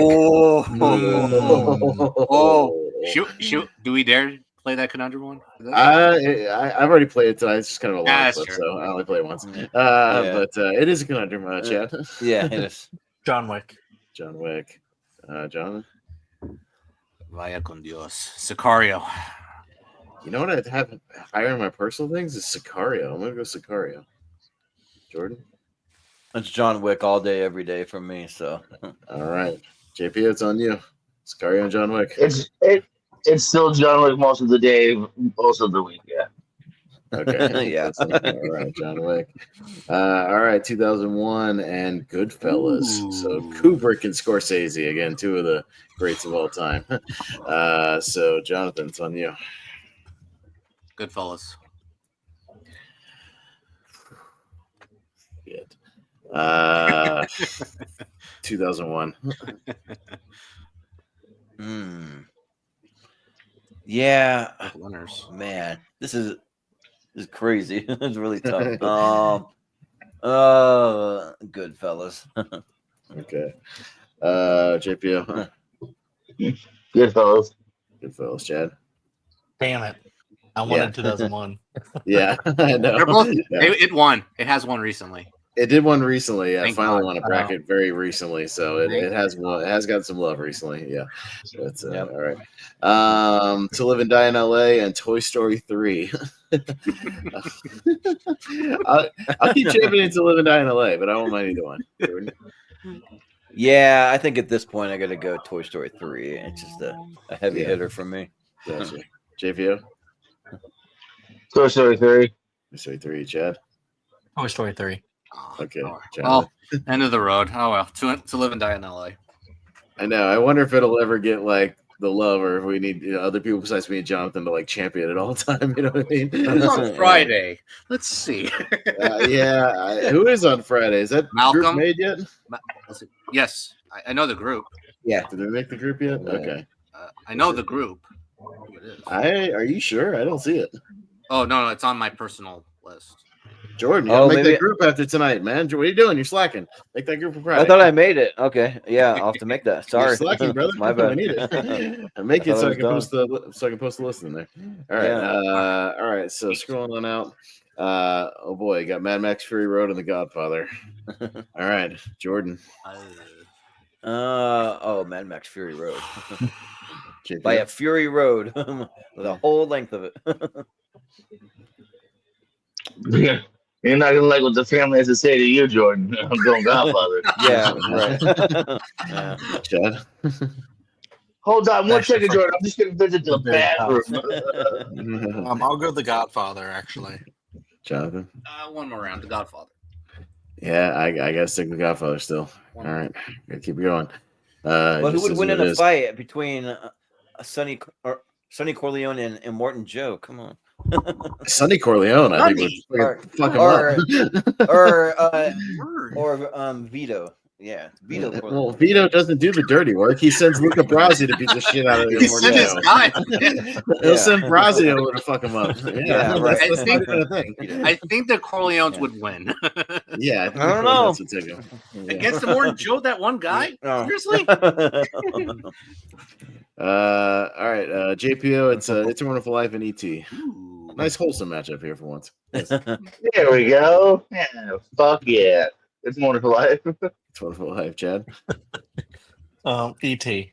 E.T. Jonathan. It's a Wonderful Life. Y'all go. It's a Wonderful Life. It's a wonderful E.T. Let's go with E.T. He is wonderful. Close one, but He is wonderful. Yeah. He It's is. a Wonderful Life into the final four. Okay. Over we got Beauty and the Beast and John Wick. Again, only on tournament fights. Find stuff like this. All right. John Wick would smoke the beast. Come on. I do agree with that. I do agree with that. Yeah. Yes, he would. Definitely would. Oh, Maybe Gaston. I don't know. No, Gaston wouldn't have a chance. No, he's too much of a lunkhead. Yeah. But Chad, what you got here? John Wick. John Wick. Okay. Jonathan. Beauty and the Beast. Yeah, I might go Beauty and the Beast. It's a little higher. Jordan. What's it tell it all the time? John Wick. It is. JPO. Yeah. Beauty and the Beast. Beauty and the Beast. Okay, all right. This is an interesting Final Four we got going on here. Yeah. All right. Almost. Goodfellas and Toy Story 3. Jonathan. Huh. Like the same movie. Yeah. Well, Lotso does run kind of like a mob, that does his bidding in that That's movie. true. You know what I mean? Like, I did not think of that. Wow. yeah, He's like a mob boss of toys. yeah, he really is. Yeah, Yeah. Nice, Chad. Goodfellas. Yeah. I'll go Goodfellas. Yeah, I'll go Goodfellas. Goodfellas. All right. JPO. Goodfellas. Goodfellas. And Chad. I can't vote against Toy Story 3, so you guys had to do it. Understood. All right. Interesting. Final Four. We got like two kind of wholesome family movies and the two great mob movies on the opposite sides. So interesting here. So this could be a very interesting final here. So on the left side we got Godfather and It's a Wonderful Life. Whoo.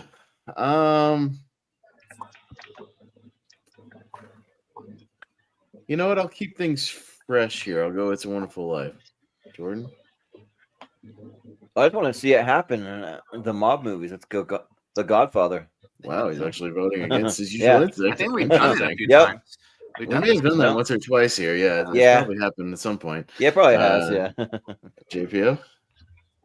Godfather. Father. Chad? Chad, I want to see Jonathan break the tie because it's his thing. So I'll go It's a Wonderful Life. Oh no! Oh. Okay, it's my 1 and 2. Here. Nice, no. Chad. Well done. Oh, you're 1 and 2. Jeez. Yeah. 1, 2, oh man. God. Oh. Okay, here's the thing, and I'll make it fair. The Godfather has won like 2 or 3 times. I'm gonna give it to It's a Wonderful Life. So Nice. Life. Okay. The one time I vote for The Godfather, I can't even make it. Yeah, I know. that was for that is for Oppenheimer not making that list. Yeah. Yeah. All right. On the other side, Beauty and the Beast and Goodfellas. So Jordan. Well, I mean, now we got to go with more of a love story because we got to have two kind of love stories. So I'll go Beauty and the Beast. Okay. JPO. It's Beauty and the Beast and Goodfellas. What is it? Beauty and the Beast, Goodfellas. Yep. Mm-hmm. Goodfellas. Goodfellas. Chad. This is tough. No, I like that logic that Jordan had. I'll go Beauty and the Beast. Yeah. Jonathan. You don't think Henry and Karen Hill was a love story? I don't know. Yeah. Love story there. Sure. What can I say? It turned me on. Yeah. Nice love story. It's true. Yeah. You know what? I like the idea of a wholesome one. Yeah, let's have the wholesome one. Let's do Beauty and the Beast. Yeah, my logic is if Godfather went through, I would have gone Goodfellas to get that matchup. But if It's a Wonderful Life went through, I'll go Beauty and the Beast to have kind of a wholesome final. So I'm with that logic. So I'll go Beauty and the Beast here. So all right. So we got a nice kind of family-friendly finals here. All right, so let's go. One for the whole family right here. Yeah. You know? It's a Wonderful Life and Beauty and the Beast for the win here. JPO, what you got? Oh boy, It's a Wonderful Life. That's walking shit. I'm gonna lasso the moon for you. I'm gonna pull it down, wrap it up. Yeah, that wasn't great either. No. You have to say sniper, Dr. Mine. That's almost Borat. I don't know. We're both on nailing it. Yeah. Chad, what you got here? No voices, but It's a Wonderful Life. It's a Wonderful Life. Okay. Jonathan. I think you'll tell me if Beauty and the Beast is one, but 91 is coming up soon. So It's a Wonderful Life. Yeah, my logic is Beauty and the Beast will be a heavy hitter from when we get to 91. So I'll go It's a Wonderful Life. Jordan. Yeah, we're not going to get to something in the 30s for It's a Wonderful Life or whenever that 40s, 46. 40s? Oh, yeah. 40s, okay. 46. Yeah. Yeah, but I just go back to Beauty and the Beast more, and I have like every word of every song in that movie memorized. So I'll go Beauty and the Beast. So Beauty and the Beast actually won a random mystery tournament once. I looked back at it, but this is a first-time win. Wow. It's a Wonderful Life. So nicely done. All right. There you go. So there you go. Yeah, I had to double check my list. I think it came close once or twice. I think it came close to one of Wolfman's or something like that, like very, very close. But yeah, first time win for It's a Wonderful Life. Nice. There you go. I like it. Nicely done. Yeah. All right. Cool. Score one for old. Yeah. We'll score one for old George Bailey because you can. Well, you said never it was seem to catch a break. Is that your number 2? You said something like that. Yeah, that was my number 2, and I know The Godfather has won more than one. Godfather's only won once, actually. Oddly enough, like people say that it shows up a lot. It's actually only won one time, once. Well, I know it won for the Coppola one, the Coppola versus whatever thing. Oh, never mind. It has won twice. Sorry about that. I missed it. But yeah, twice. Oh, okay. Yeah, but not as many as you think it won. You think it won like 3 or 4 times right now. But, 3 times. Yeah, just twice. All right, twice. Cool. But It's a Wonderful Life. Excellent. Nice. Yeah. But yeah, this was fun. We got part 2 in the books, and I guess I'll make that group when we're done here. Like right after we get off. Yeah. So. Yeah. So, well, just make it so if you make it quickly, then I can post the 32 in there and get going on that if anybody wants to watch anything. So yeah, we'll get that running. Yeah. So this was fun. So yeah, some of the toughest matchups. I didn't anticipate it being that tough. So, yeah, we'll just do some plugs and that'll do it. So we'll go to JPO. Where can we find you? Hi, everybody. So fun stuff coming up over my channels. Tomorrow night is always on Thursdays at 8. Long time, first time. Seen a movie recently. For instance, you saw some of Jonathan's list that you never seen before. Come join us at 8 o'clock and talk about it, review it, let us know what you think. Non-new releases. Then at 9 o'clock, we got a big wrestling with trivia match. Michael Turner versus Chris Cass in the finals of this year's wrestling tournament. That's right. It took this long to get there, but we're finally there. And and so we got some tag matches in the pipeline as well. I want to say maybe Sunday is the next one. But stay tuned to the Periscope for all that jazz. And speaking of Thursdays, hey now, me, Pez, I don't think non-Barber, but Richie, we'll be talking wrestling as always at 10 o'clock tomorrow on the Lonely March channel doing old school SummerSlam. What's SummerSlam? SummerSlam 89, the No Holds Barred crossover. That was an 81. Yeah. Oh yeah. All right. I don't feel like I've ever seen those Zeus ones, so that's actually cool. All right. Yeah. No, I've seen the main event. I haven't seen the rest of the show, and it's supposed to be one of Ultimate Warrior's best matches on that one with Rick Rude. So I'm looking forward to that. Yeah. Nice. Well, very fun. Well, I think that our scene in her tournament has gone way longer than any tournament because I've been kind of like focusing on other things, but we'll get back to it. So it'll happen soon. But Chad, where can we find you at? No plugs for me, but I will end with a quote. I wish I had $1 million. Hot dog. Glad to see Wonderful Life win. And a lot of great movies there, Jonathan. Thank you for having me on. And my pleasure. I'm gonna dip out, guys. Thank you guys. Love you, Chad. Appreciate Thanks, you, Chad. Thanks, Chad. Yeah. Bye. But Jonathan, where can we find you? Yeah, boy, this was one of the toughest tournament fights ever. You were right. Round 1 was murder. Yeah. You can find me on social media platforms on Twitter, Instagram, Letterboxd, Blue Sky, and Threads at different variations of Caro. Instagram, I'm doing my Movies of 2005 tournament. It's just started round 1. Let's see what else. No, that's pretty much it. Movie Hero Network.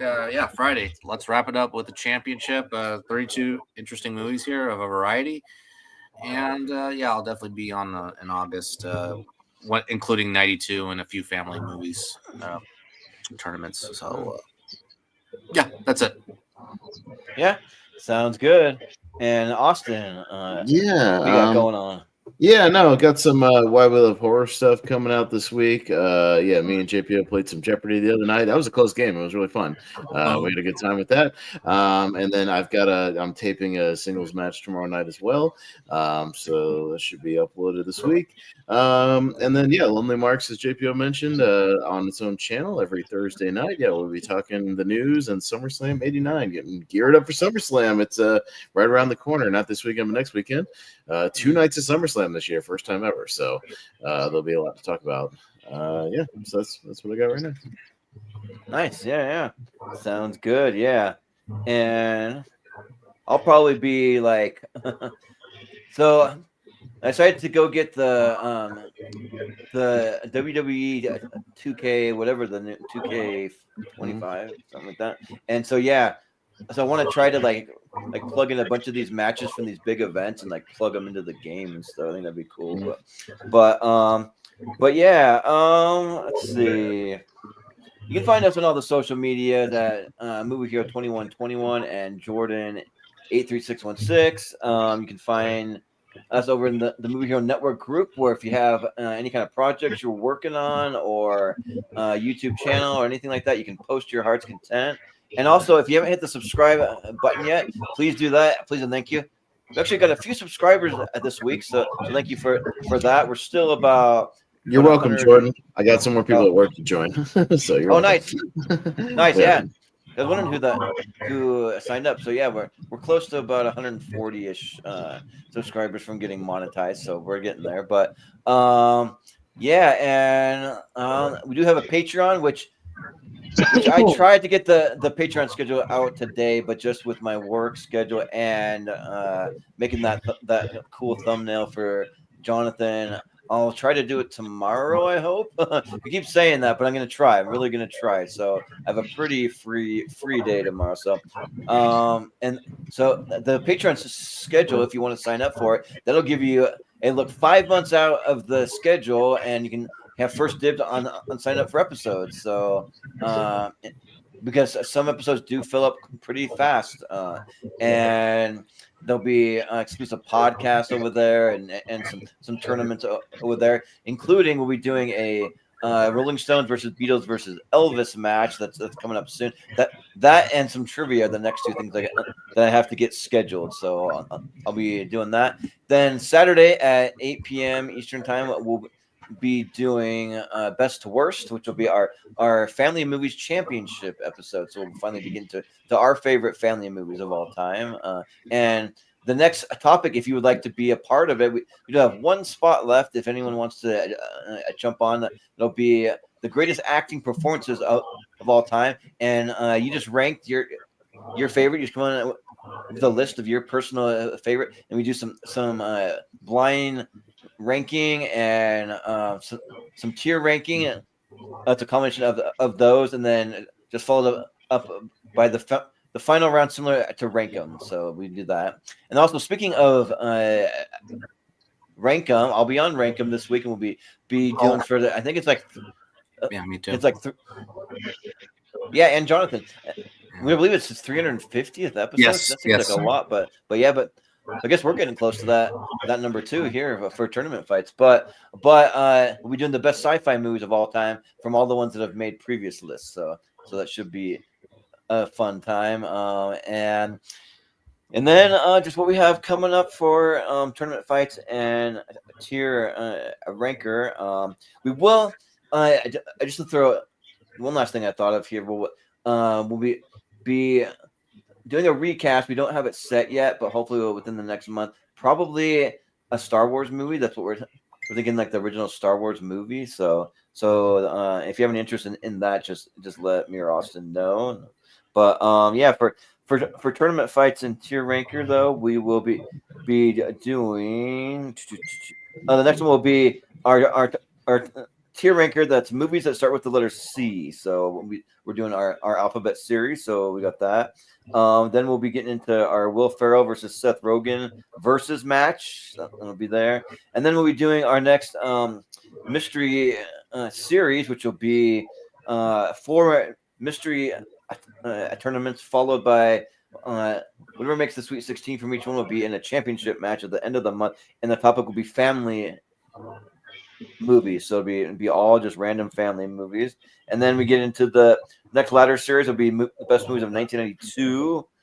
And then by the end of August, we'll be doing movies that start with the letter D. So we got that at the end of August.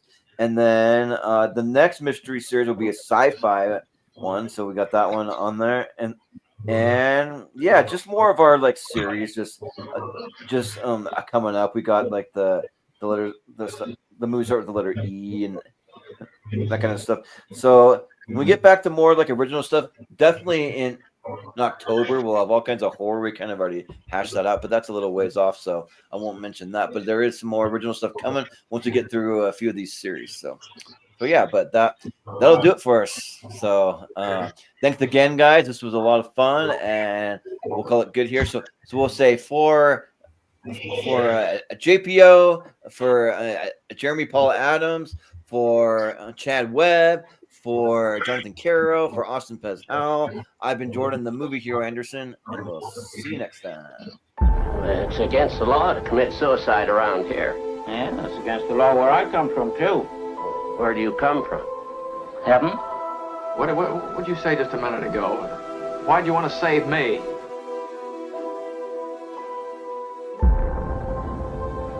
Was it too much to have them work and pay and live and die in a couple of decent rooms and a bath? Anyway, my father didn't think so.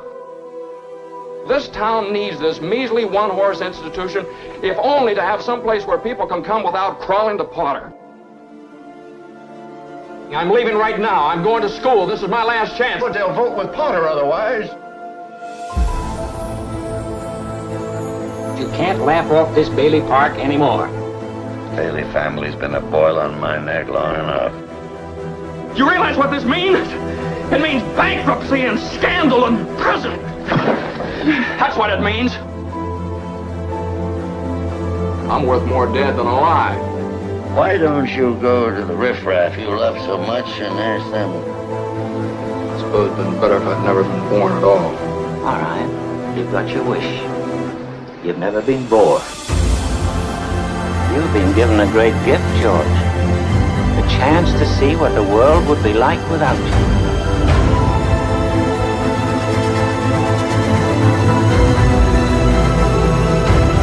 I want to live again. Please, God, let me live again.